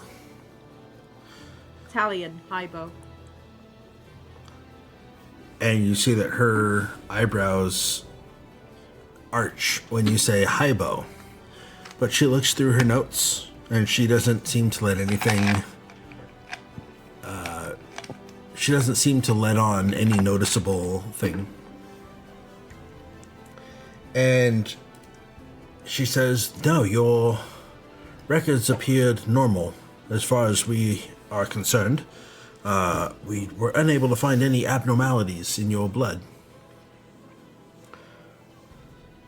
You don't seem to be afflicted by the same thing that is, or has been afflicting the other elves. So the unnatural aggression must have been something else." Well, okay. Would you be able to test me again? Sure. I'm happy to do so. I don't know. Have you come into contact with anything of recent? Anything that could have changed? Potentially, yes. Well, come on back. And we'll get started. And you can see that she leads you back to the same room, if not maybe the next door room. And she asks you to hold out your arm. She preps your arm with an alcohol wipe. She takes a syringe of your blood and sets it on the same shelf or the same kind of ledge that has a small opening to the next room. And she says, "Oh, it'll take a couple hours to test, but please come back, and I'll send word for you if there's any change." Where should I send word if there is any change? Our home is, and I give her like the quote unquote address, I guess, or like the location of where we're staying. Okay. Like that's where we are staying. So if there's any word, please just have someone leave it there for me. Okay. Yes, I absolutely will. As soon as I get any sort of results back, I will send for you if there's any change in this. Thank you. I really appreciate it. Of course. Now, as you head out, are you heading back to the house? Are you heading to the Citadel? Where are you going after this? I'm gonna go back to I want to go back to the map shop, the cartography shop. Okay. What's the name? Elsha Fenright's shop. Okay. So you're going to head to Elsha Fenright's shop, which is going to be down in this direction. You're going to head down here. Yep. And as you do that, we're going to cut to Earnwig. Now, Earnwig, what are you doing? I'm just gonna start meandering over towards the catacombs, because we haven't gone to those yet. Okay, the catacombs, which were down in that same direction. So you have the archives, which is kind of this squarish building made of squares. The catacombs is underneath the church here. There we go. So we have the archives, or this square area of here, and you guys may have to check my stream, or you need to look at campaign art. So there's a big square made of 4 smaller squares of the southwestern portion of the red roofed section of the city. You guys see that? Mm-hmm. Yeah, yes. That's where we went to the archives, right? Yep, those are the archives. Then you have a big church just to the west of that, right along the river. And the entrance is to the southeast portion of the church. So, Earnwig, you are going to head to the church. And inside, you're going to find an altar boy lighting candles at the altar. And you're going to see that there is a priest wandering about. But otherwise, the church seems to be empty at this time of day. Oh, excuse me. Yes. So, how can I help you?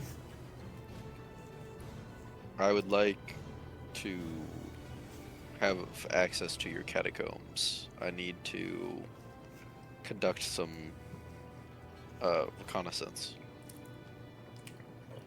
Reconnaissance?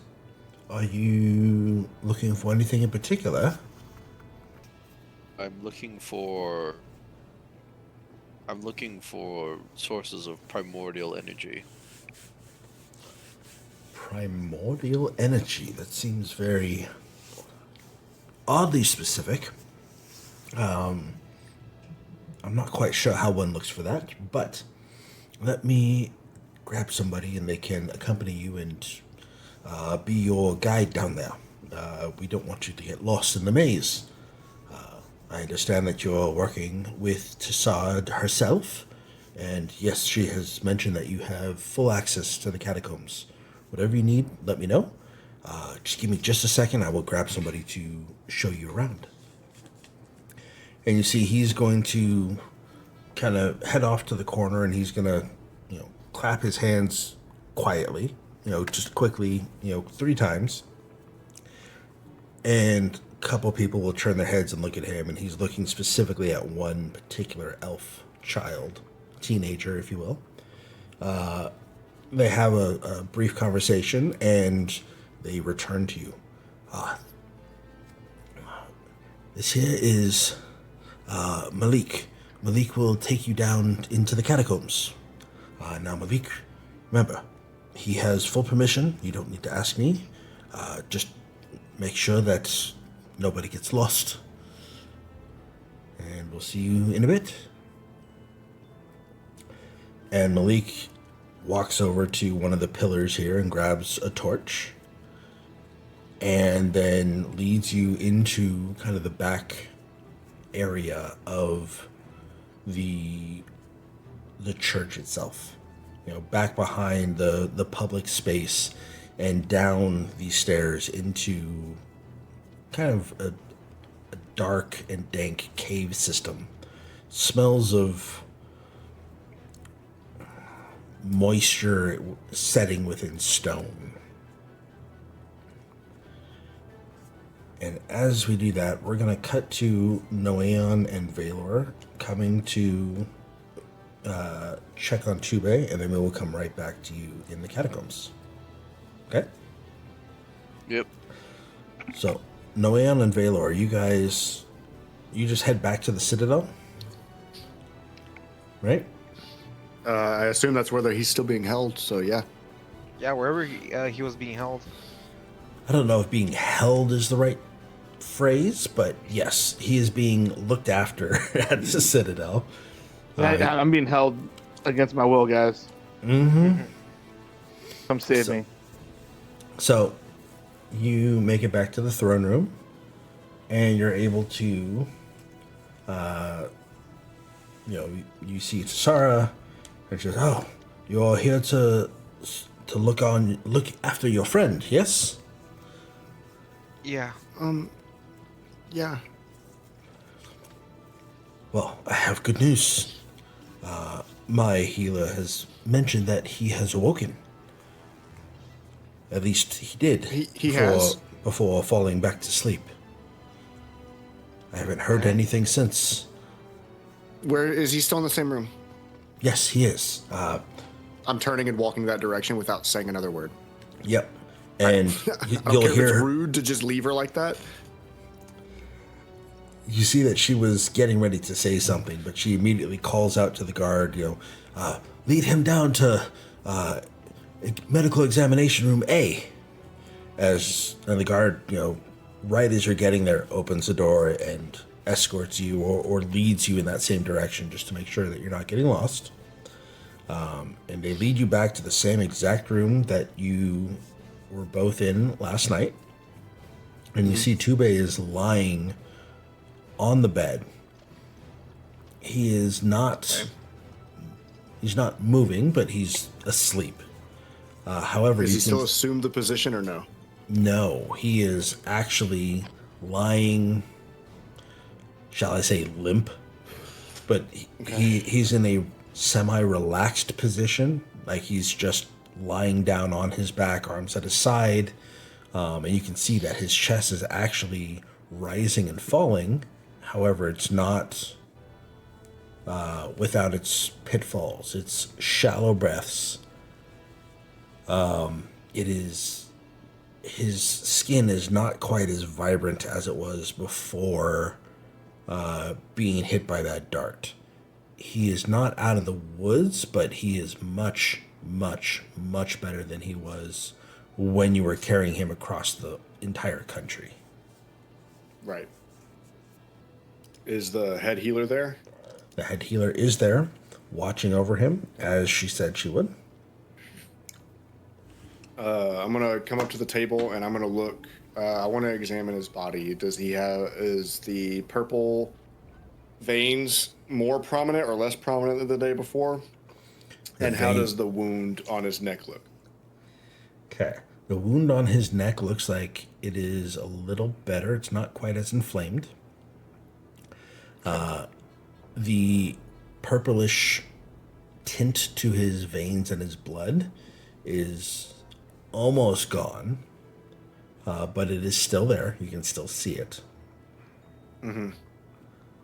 And you can see that when you had kind of come into the door itself, the head researcher was leaning over Tube as if looking at something, studying something.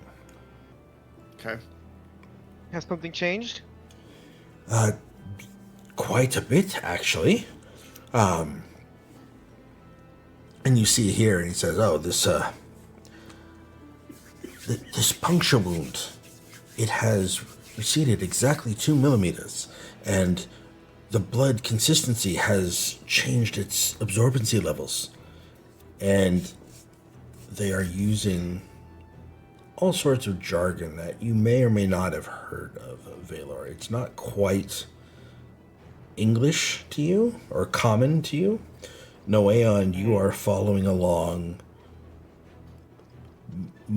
better. Mostly. But there's still some words that you haven't heard Redelia ever speak of.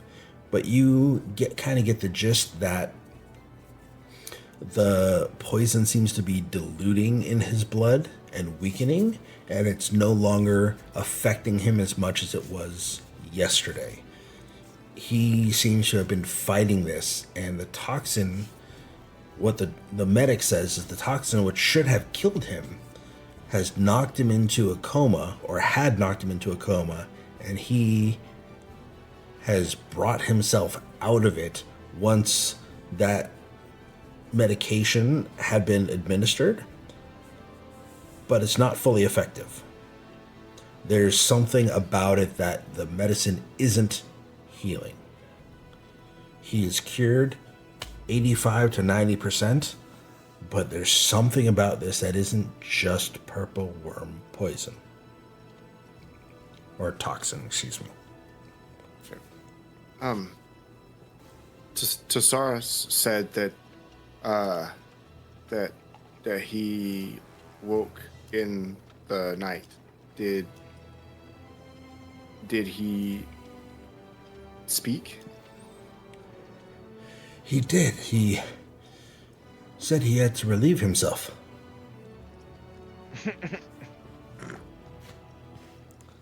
Wait, like the bathroom? Yes. He had to void his kidneys of any sort of waste that had been built up for however many days it took you to bring him here. 2 weeks worth of pee. Poor thing. Above table, They had a drainage tube. It's Austin Powers. Yeah, pretty much. That's exactly what I was thinking about.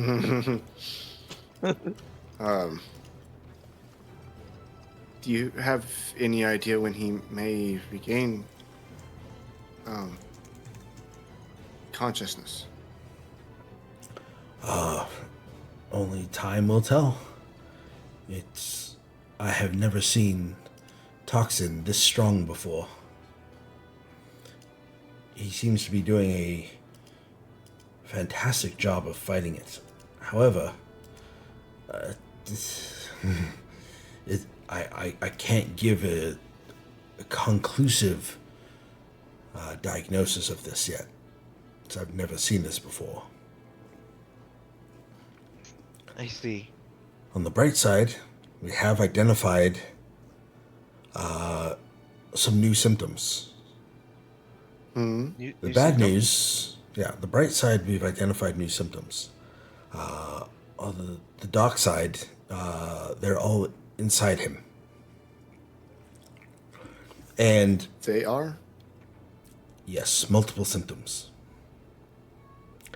He's not dying. He's just aggressively unwell. That's good, right? Well, it's better than the alternative. Now, as the medic pulls out something from kind of a drawer, this table that has been, or this table side cabinet that has been set kind of beside him, off in the corner of the room. Mm-hmm. What they do is he pulls out this crystal, this lens, and it looks very familiar to you guys.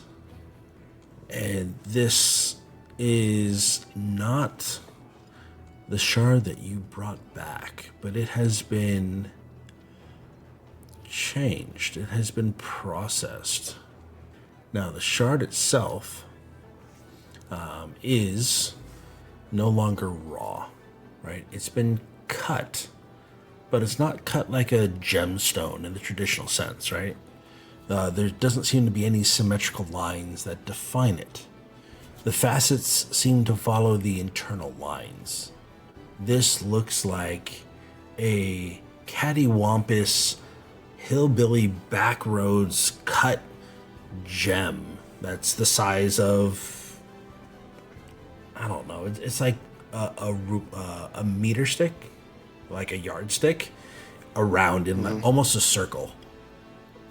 But the internal lines, it's cut in all different directions at all different angles.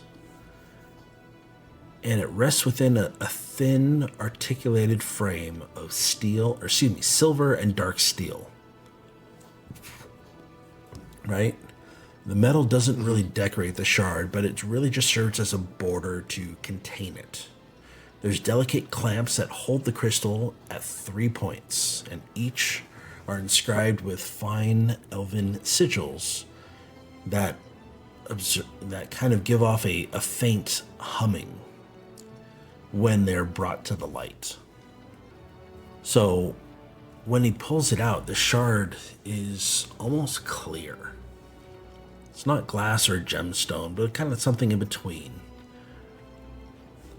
But Whoa. as this shard, this thin metal frame, is carried over and placed in a kind of a frame to hold it, there's a spotlight that is moved over and directed through the shard itself. And the light doesn't simply pass through the shard. It bends.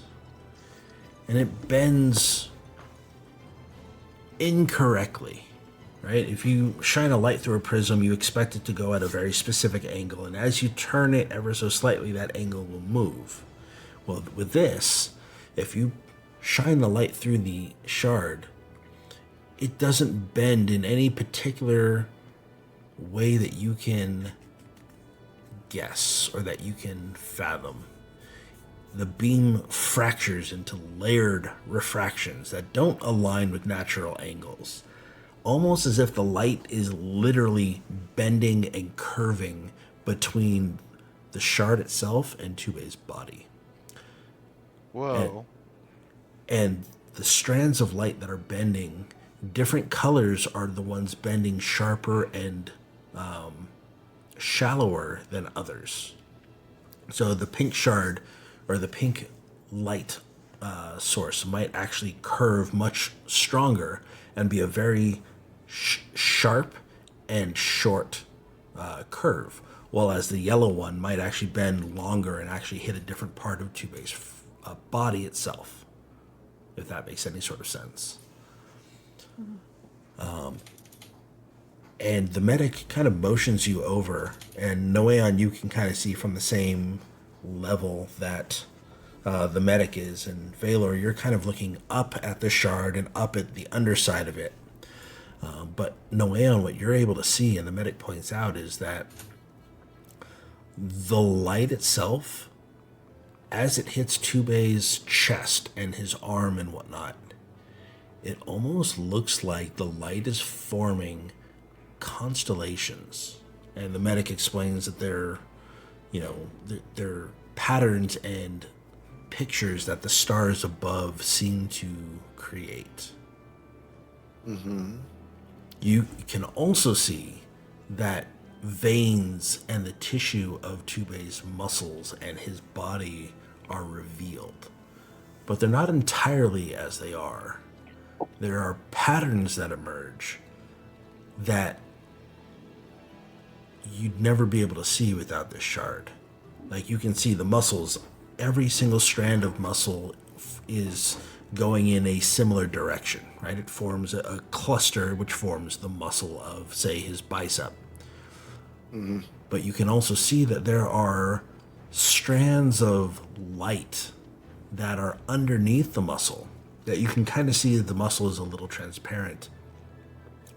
And there is this kind of highway of, it almost looks like nerves that are underneath the muscles. You see multiple layers of structures within Tubei's body. Now, Valor, you are seeing the rainbow strands underneath it. Valor, you're able to see these rainbow strands that are shining onto Tubei's body, but you can't really see Tubei's body because you're looking up at the table, right? Mm-hmm. So you hear the medic and Noeon kind of talking about it, and the medic is pointing out different things, and you just see the rainbow strands. You don't see anything of Tubei's body.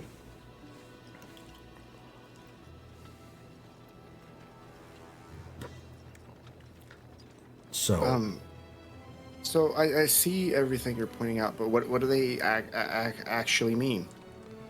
well, you see right here, you know, the crystal is kind of lifted and moved a little bit. And as the light is bending through it, you kind of see that there is a faint freckling pattern beneath the skin.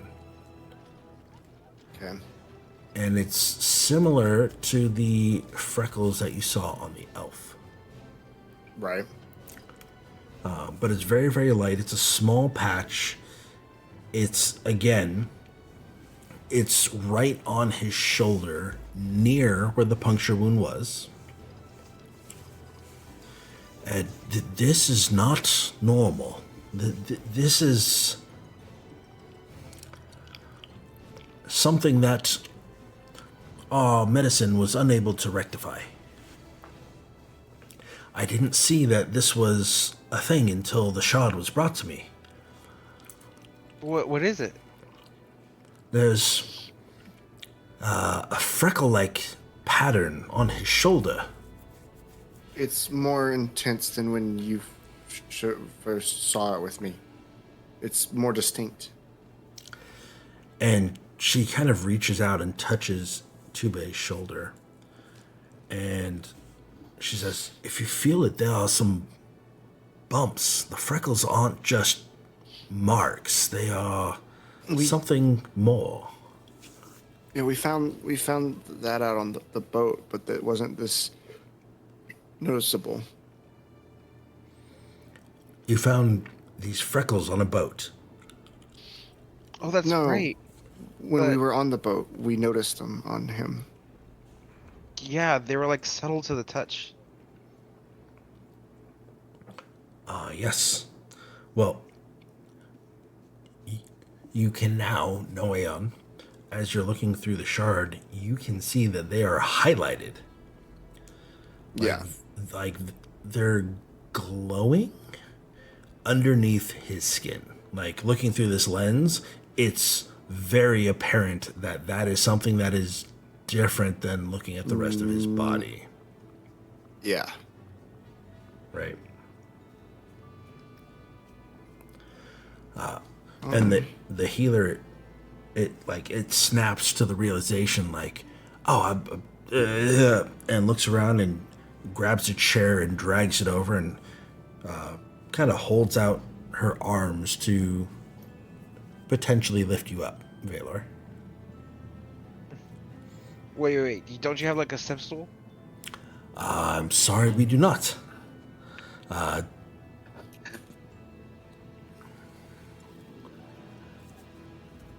If you don't want to, I completely understand. No, it's fine.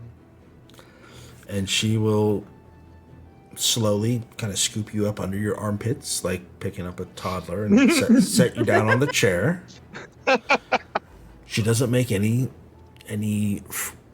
statements or phrases. It's not a joking matter. She just mechanically lifts you up and sets you on the chair, and then again points out the thing and tries to allow you to see through the lens, so you can see what she's talking about. And you indeed can see that Puppies. where the freckles are, like Puppy. underneath it is actually glowing when you're looking through the shard. But if you're not looking through the shard, you could barely tell the freckles even exist. Whoa. They're positively glowing. Mm-hmm. So what does this mean? Means we can see them. Well, like, what do the freckles mean? I don't know. That's something new. All I can really say is he's feeling a little toxinated. What? What? Oxentate? What Instead of- did you mean by that? Instead of intoxinated, toxinated. Oh. He's intoxicated. Yes, you can blame Grogran for that. Okay. God damn. That was a bad one. Yes, it was. Sorry. Hey, got a chuckle. It counts. I'm going to...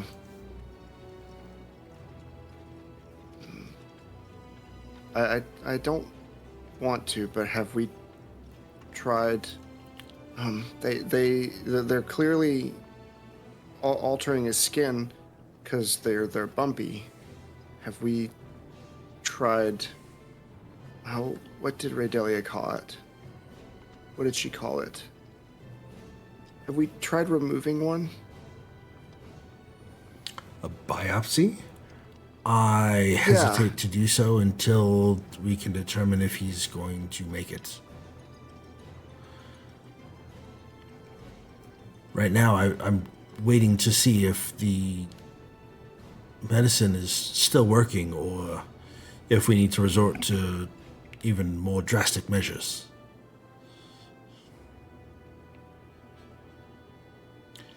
I don't want to cut into his skin if there's some sort of adverse reaction to his skin with the blood or with the air hitting it. So we could just wait and watch for now? For right now, that is what we are doing. I have been studying him since he woke up early this morning. He hasn't been awake since. Did he say anything else while he woke up? He said he felt like he was falling perpetually. You said falling? Falling, yes. That sounds awful. I would imagine so.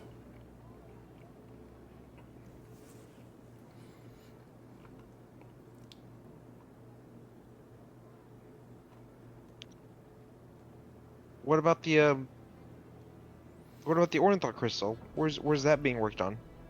That's this. And the medic just kind of looks at you and then looks at the shard that you've been looking through that is bending the light in all sorts of different directions and colors. It's right here. So that's how it works. Mm-hmm. I can see why it was so important now. It's a lens. Yes. But it's not a raw crystal. It has been processed. It has been cut based on the internal lines of the gem itself. And you see, that's why it doesn't look like a gemstone. It follows the organic lines of nature.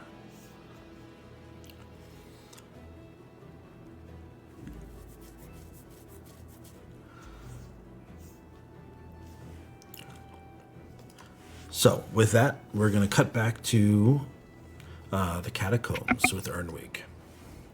Yay. Now, Earnwig, you have now descended the stairs. You are now underneath the church itself. And down here you can see that there are shelves with bodies. There are stone sarcophagi. And it's just a bunch of tunnels underneath here. Do I feel anything different? You do not feel anything different. Once you've gotten to this point, it seems to be everywhere around you. There hasn't been anything noticeable in any one direction since you entered the city proper. The only time that you felt anything different was inside the Citadel. Well, are we in the Citadel? No, the Citadel is the giant round building where the throne room is. Oh, okay. I thought this whole place was called the Citadel. No, the Citadel is the... Think of it like the castle within Endar Findal. That was where you felt the pulse stronger than anywhere else.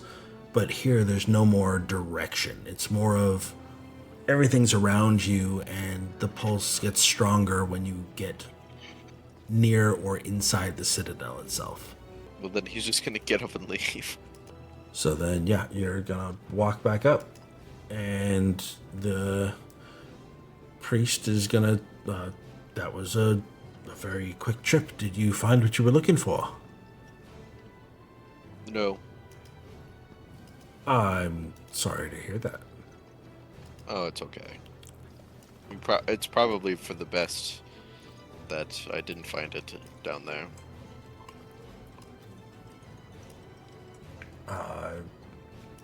I'm going to say yes. So, yes, is there anything else that we can do for you, or anything I can help you find? I don't think so, but I appreciate it. Okay. Well, come on back if you ever need to pray to Akka, or if anything changes. Will do. With zero intention to do that. May Akka be with you, as he bows his head slightly. And now I'm gonna head towards the Citadel. Okay. Well, as you get to the Citadel, you notice the guard at the door, and he opens the door for you and kind of waves you in.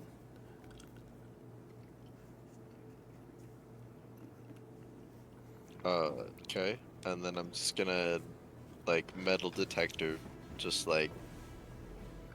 walking around. You're just going to walk in the direction and see if it's getting stronger and not stronger? Okay. Yeah.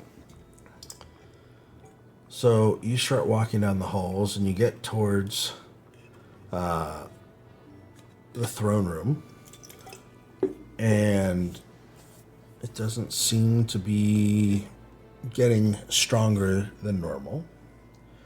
So you walk back to the front, and once you're about halfway back, you decide to turn down a hallway, and you're heading down that hallway, and again, nothing really seems to change.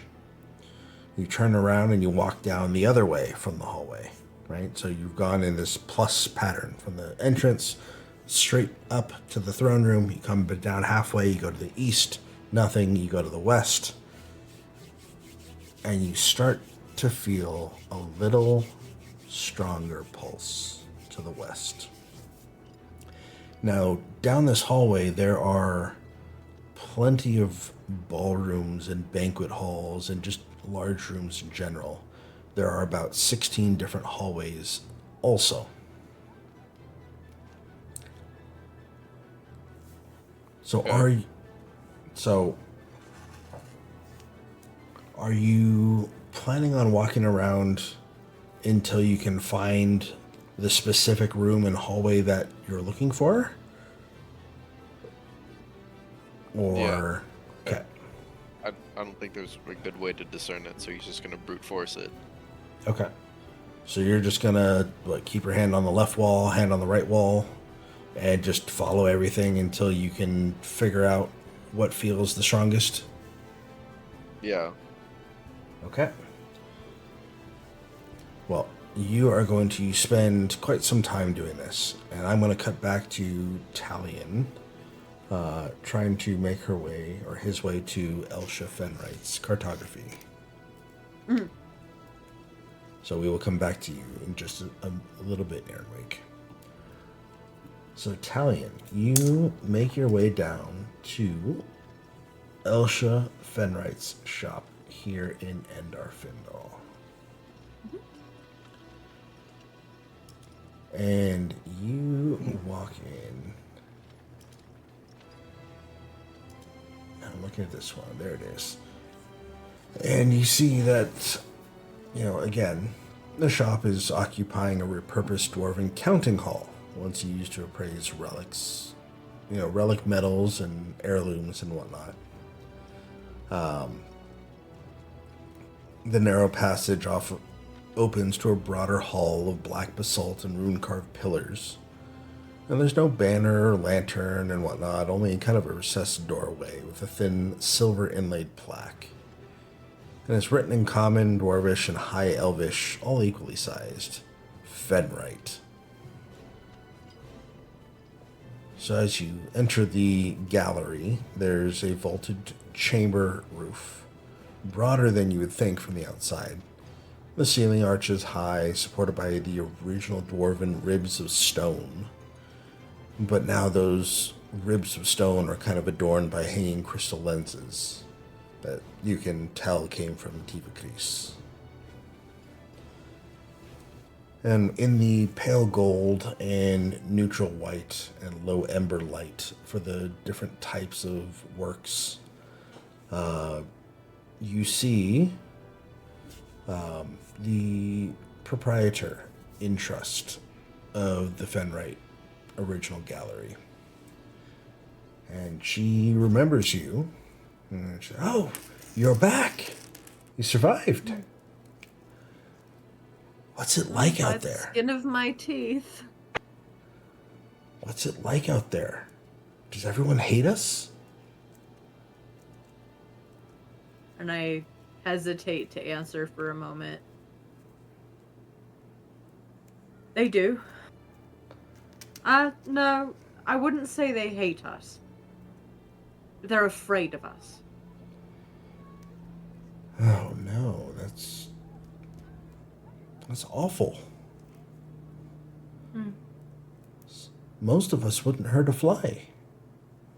Or a fox. Or any sort of insect. Not unless it harms us first. Well, what do you do to not get caught? Lots of things that I probably shouldn't have done. But that's Lots of beside cloaks. the point. Lots of cloaks and magic from a little halfling. Oh, magic. That must be amazing. I wish I could do magic. Alas, I was not born with it. Nor does Akka bestow me with any magic of my own.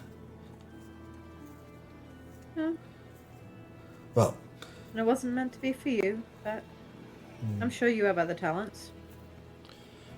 yes, like sitting on a stool all day and trying to sell things that I know nothing about.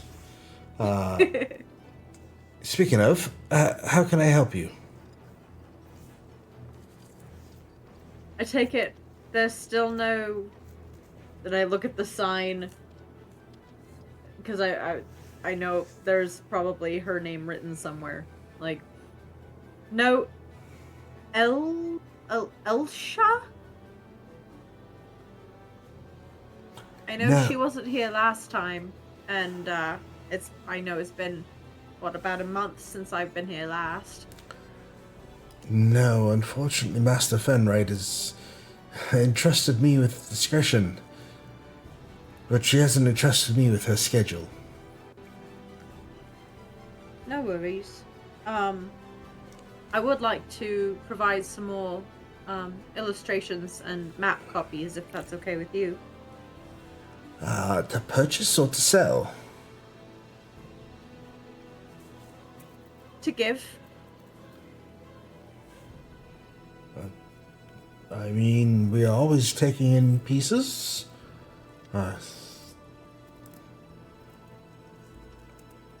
But yes, I'm sure I can make room for. Excellent.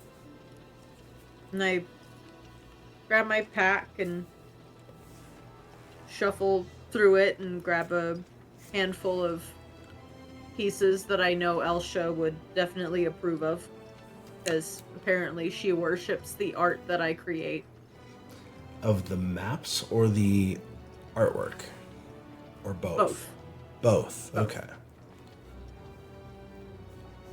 Okay. Well, and you see that the proprietor, of which you still don't seem to remember her name, takes a look at them, and her eyes open wide like, wow. Oh, I wish I had half your talent. Practice? I do all day, every day. When there's nobody in here, I draw. I'm nowhere near this though. This is amazing. Just takes a lot of practice. Oh, it's some talent by Akka, I'm sure. Well, yes, I don't know that Akka had anything to do with it, but thank you. I will display these pieces with the rest of them. See, we even have a section dedicated to your works alone. And she kind of points off to a corner where your pieces are kind of framed, and they're not matted, but they're there. I just kind of blink at it, dumbfounded. I mean, there's only like 4 or 5 pieces, but they're all together. They're all displayed, and there's no price tag on it. They're there being displayed here at the shop. Yeah, no, I'm still just like dumbfounded that my stuff is on like full display, even though there's only a couple of things. I'm just like, I know that Elsha liked my stuff, but what the?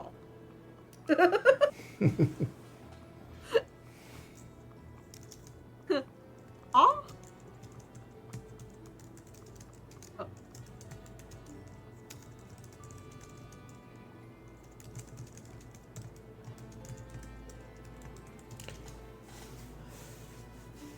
And So, yeah.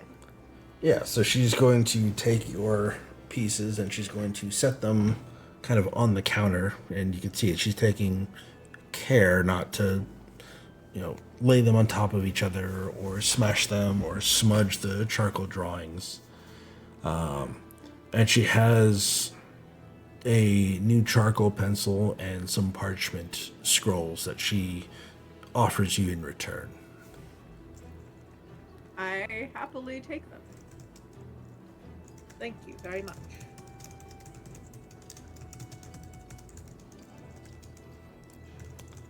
I'm not sure how long we will be in the city. But if Mrs.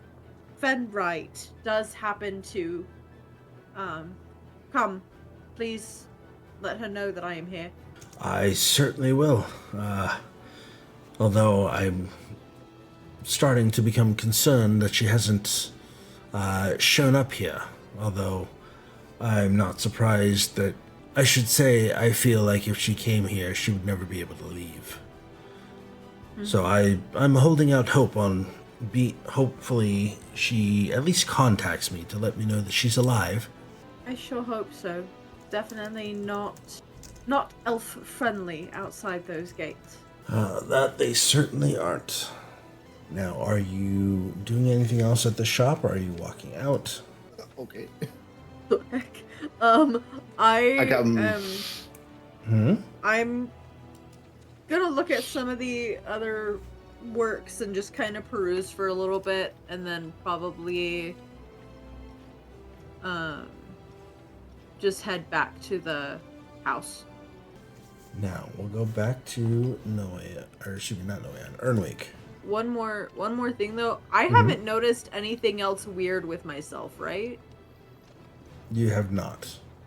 Have you looked? Yeah. Okay. I would have been checking my like physically looking at what I can see. But I haven't had any other weird dreams or anything. So. Yeah, you have not had any other weird dreams. Okay. Not since that weird one on the boat. No.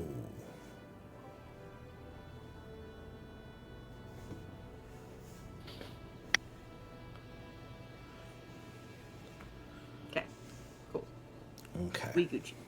So you're heading where? To the Citadel? Back to the house? I'm heading back to the house. Okay. You're heading back to the house. Now, Earnwig, we are back to you in the corridors. As you're wandering down the corridors, there's ordered symmetry. There's banners are hung still in the high drafts. There's torchlight that kind of reflects off the cleanly polished surfaces. But none of it feels stable to you. Beneath the architecture, the disciplined geometry of the dwarven-built halls, there's something else. This second rhythm laid over the first. It's wrong, but it's subtle enough that most people might mistake it for fatigue or imagination. But you're walking down the halls, you're stopping at intervals to feel, right? Yeah. Your hand is hovering near the wall without touching it, kind of as if proximity alone might betray the truth. And you feel it again. There's the pulse. It's not loud, it's not consistent, but it's persistent in kind of a particular way, right? It refuses to be ignored. It doesn't behave like sound or vibration, but it's more like a pressure that you feel. Not just in your hands, but behind your eyes, the hair on the back of your neck. Right? Like you're standing too close to a heartbeat that isn't your own. Yeah.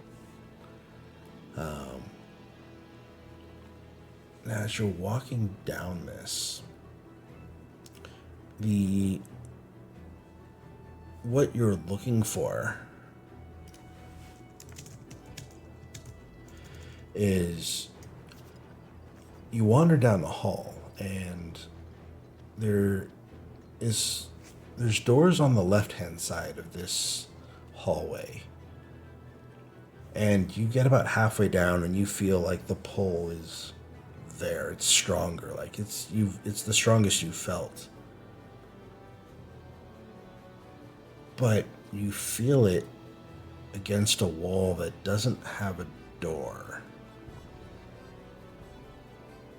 Right? So if all the doors are on the left-hand side, as you're walking down the hallway, if you're on the left-hand side of the hallway, it doesn't feel as strong, but if you're on the right-hand side of the hallway, it feels just a little bit stronger.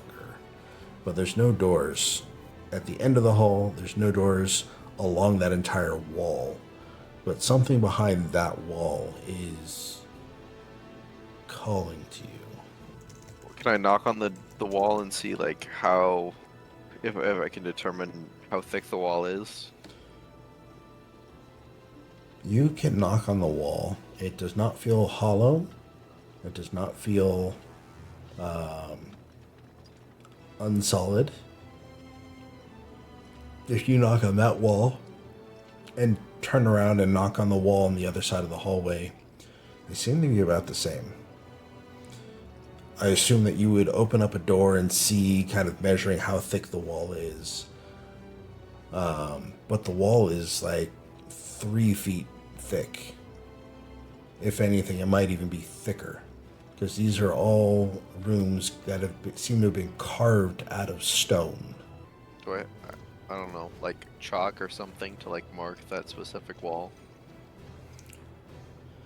I'm sure you have something, whether it be liquid or like even a dagger or something. You can scrape a little bit and make like a mark on the wall.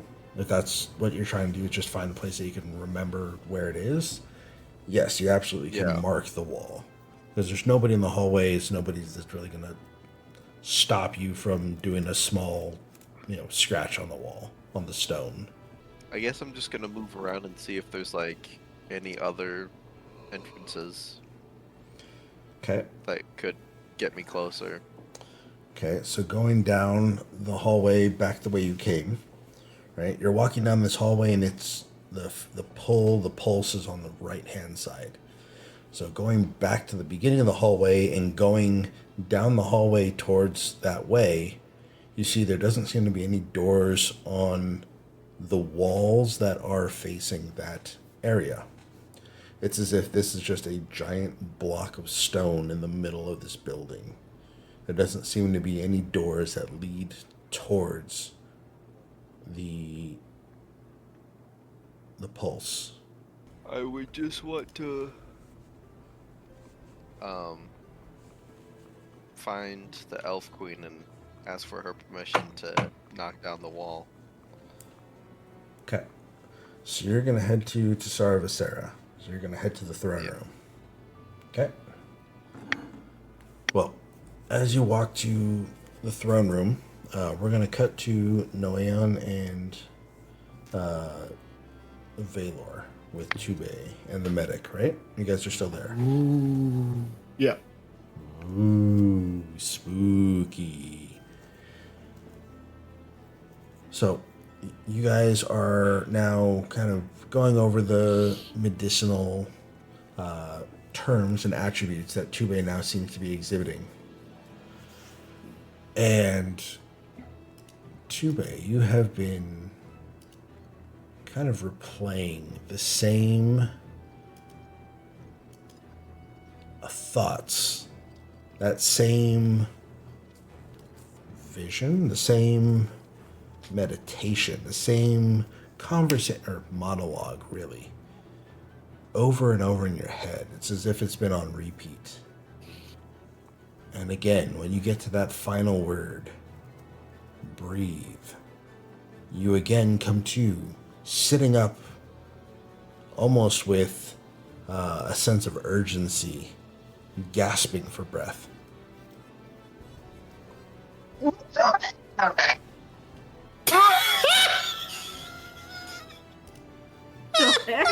mic cut out so bad. Yes. That wasn't my mic cutting out. That was me cutting out. Did you choke on water or something? Nope. No, he was making the sound effect of gasping for breath as he's awakening. Tube? And Tube is like, as he wakes up, you see that he's like sweating like profusely, and he's trying to catch his breath, and then he just turns and what side are you guys on me? Who's on my left? Who's on my right? Or are you in front of me? Right, I think, with the shard. Okay. Yes, everybody's on your right. The shard is kind of back behind you. Oh, good. Think like you're in a dentist's chair with the headlight that they can move around. And then Valor and Noeon are standing to the right of you, and the medic is kind of almost where your head is off to your right. So think about if when someone's trying to get out of the water, and they're trying to grasp for somebody to help pull them out, and I grasp for one of you guys. Did anybody take my arm? Yeah. All right, who does? You? I do, yeah. Valor standing on the chair. All right. And I take your hand just to pat it down, and all of a sudden you see me just grimace, turn my head, and I just projectile vomit purple goo all over you. And it's that What? same Oh. deep royal purple. Oh.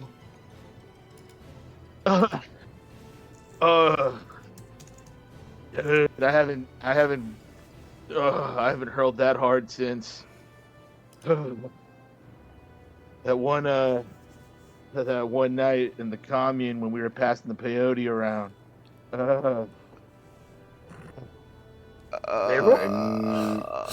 I'm gonna immediately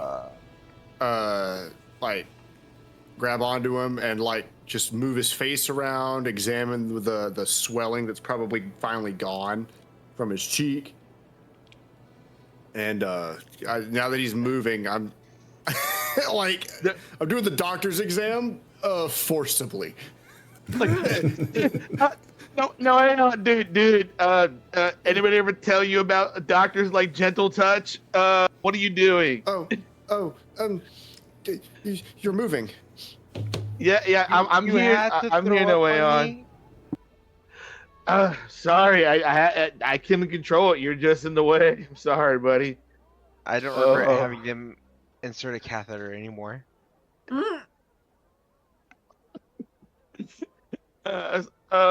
Dude. So glad to see you guys. Oh man, I feel like is it hot here? Oh. And But it's also cold. No, like, not really. what's going on? Does he have a fever? Maybe you're still dreaming. I put my hand up to his forehead. Does he have a fever? he definitely has a fever. He is... Valor, you noticed that when he grabbed you, you expected him to have Dorok's grip. He doesn't. Limp wrist. No, not the wrist. I'm just joking. He was making a gay joke. I wasn't making a gay joke. I was just being like, I'm weak. Like, Limp wrist. Yeah. Like, so when you shake someone's hand, if they're not really like, you know, like have a affirmative handshake, they call that a limp wrist. Yeah. Oh. So I wasn't trying to make a gay joke.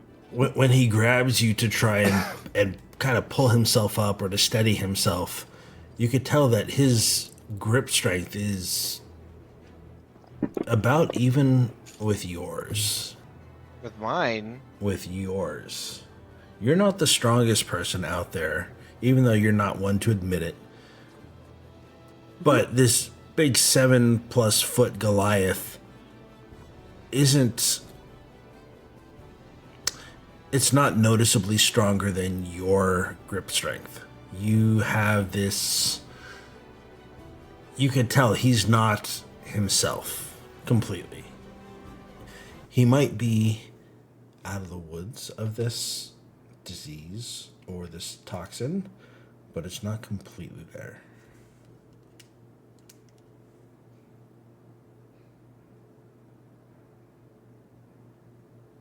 As I told the doctor before, I felt like I've been swimming in the ocean for nonstop for about 3 weeks, and Squeeze I my drank hand. now too much seawater, and I feel woozy.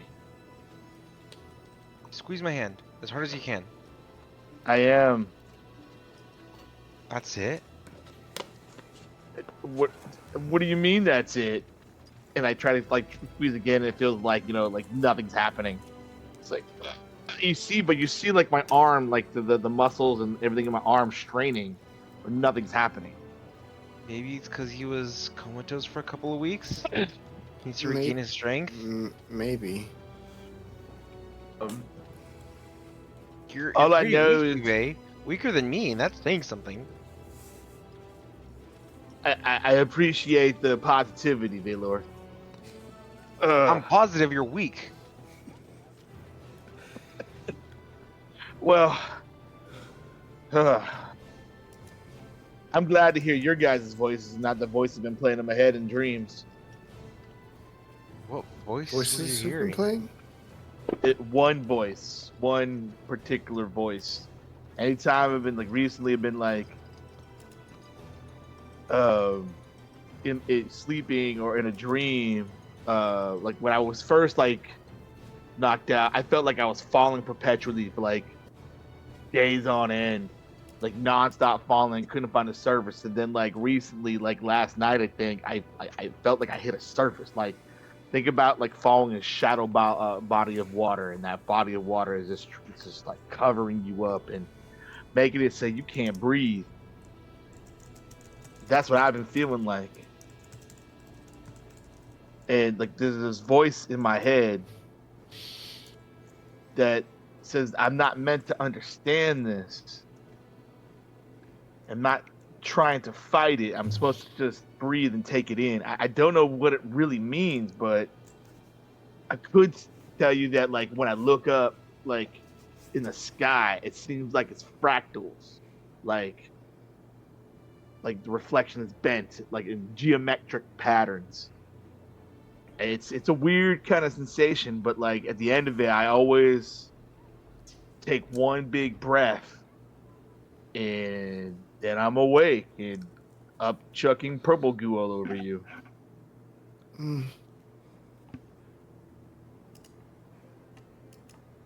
Huh? What were they saying? I told you, the voice, one particular voice saying that I was not meant to understand this, and I wasn't meant to fight it, but I was supposed to just like give in and breathe in. Kept telling me Did that. you? I mean, every time I stopped trying to fight what was trying to happen to me, taking that deep breath, I would wake up. Tubby, I'm glad you're awake. We need to bring you with the others. Repeat that again. We need to bring you to the others. I mean, where are? Is everybody's okay? Yeah, we're all fine. We made it back. Dorok has a sore throat, but everyone else seems okay, other than you. Dork only has a sore throat. I mean, like last time I checked, he was missing a piece of his arm that I bit off him. He tastes terrible.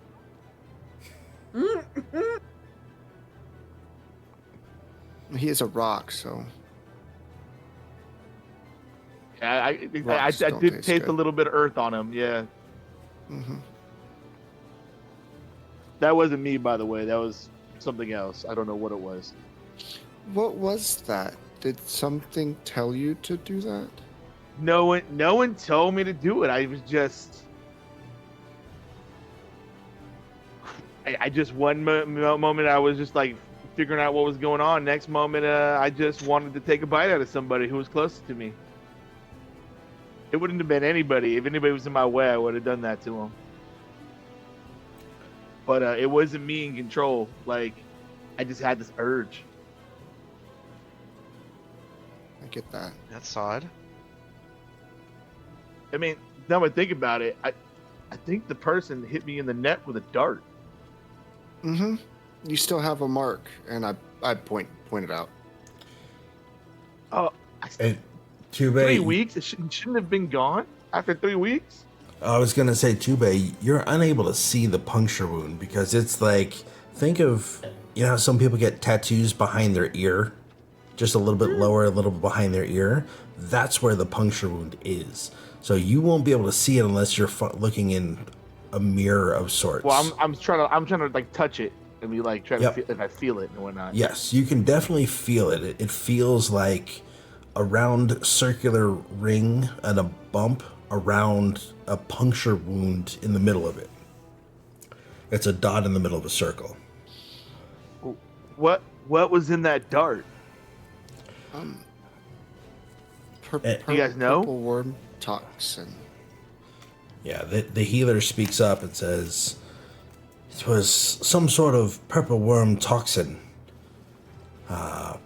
Very, very venomous, very dangerous. But this was unlike any normal purple worm toxin we've ever encountered before. This was... And as you say purple worm toxin, the last time, I vomit all over the floor again. Yeah.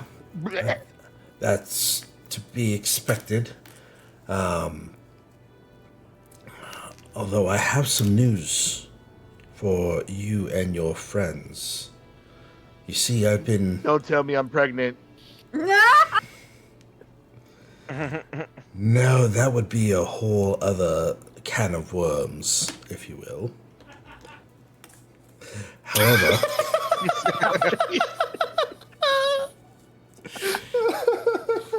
However, the... Just the cackle. We seem to have an issue. You see, I've been studying the results of an elf that we scanned with the shard when it was first cut.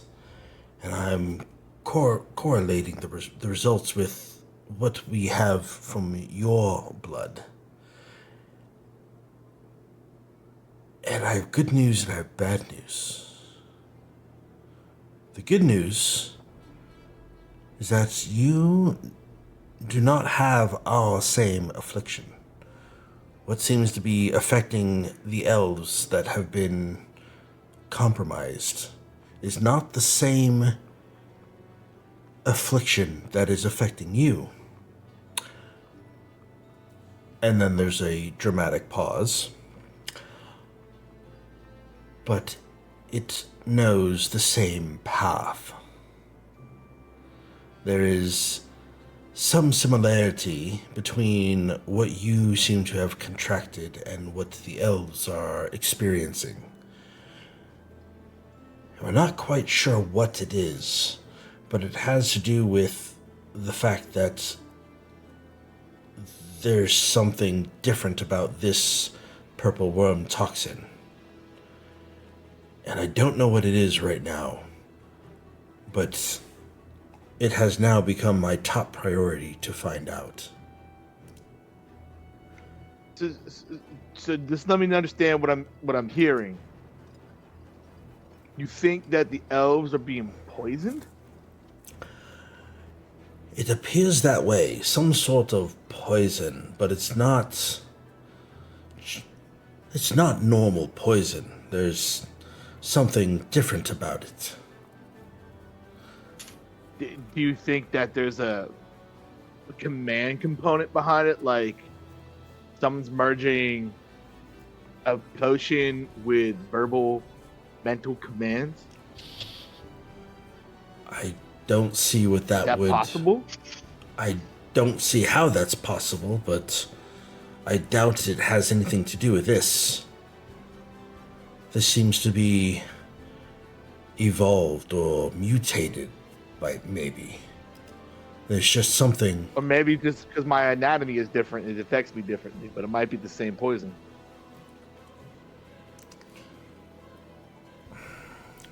Well, see, you were struck and injected with something. The elves that we have tested have not been.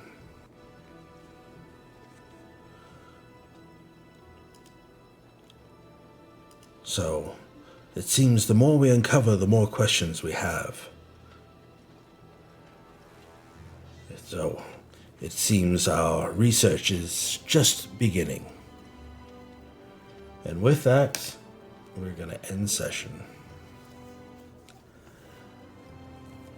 Now, before everyone gets all antsy with the slight cliffhanger that I have imparted upon you, I want to let you guys know that you are now leveling up. You're now level 3. Congratulations. And we will see you next week. What's with the look, Smug? We're leveling up. Yeah, you're leveling up. Something like that. You saved Tube. You brought the shard back to Endar Findal. Yeah. We went through like multiple combats. Yeah, You would say that we reached a milestone.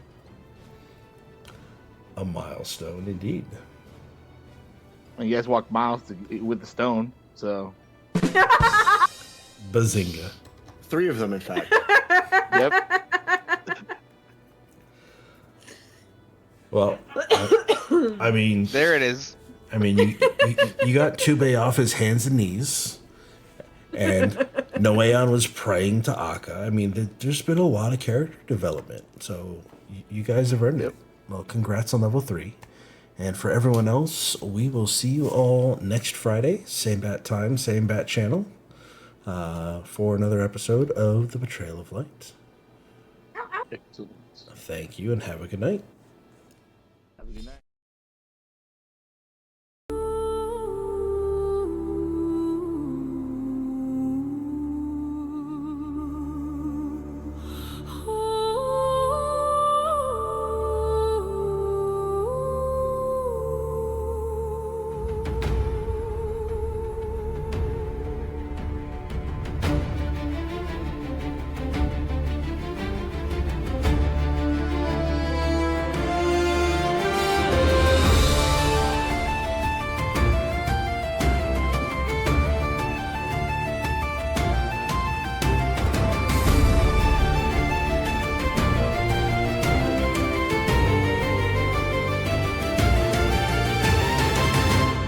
By Viscera's word, we take the road, bearing questions, not the code.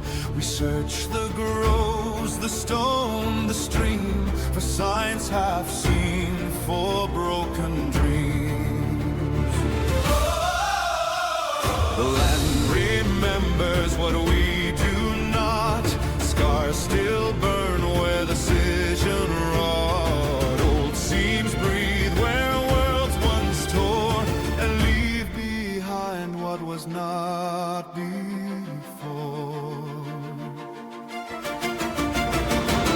Each true we find us something new. Each trial bends what we thought true. Not knowing yet what it must be cured, only knowing it must be endured. So side by side, through doubt and might, we buy them time to set things right until the truth steps into sight.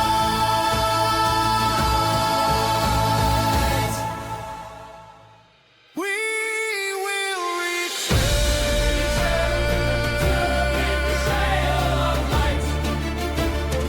We will return To the betrayal of light. We will return.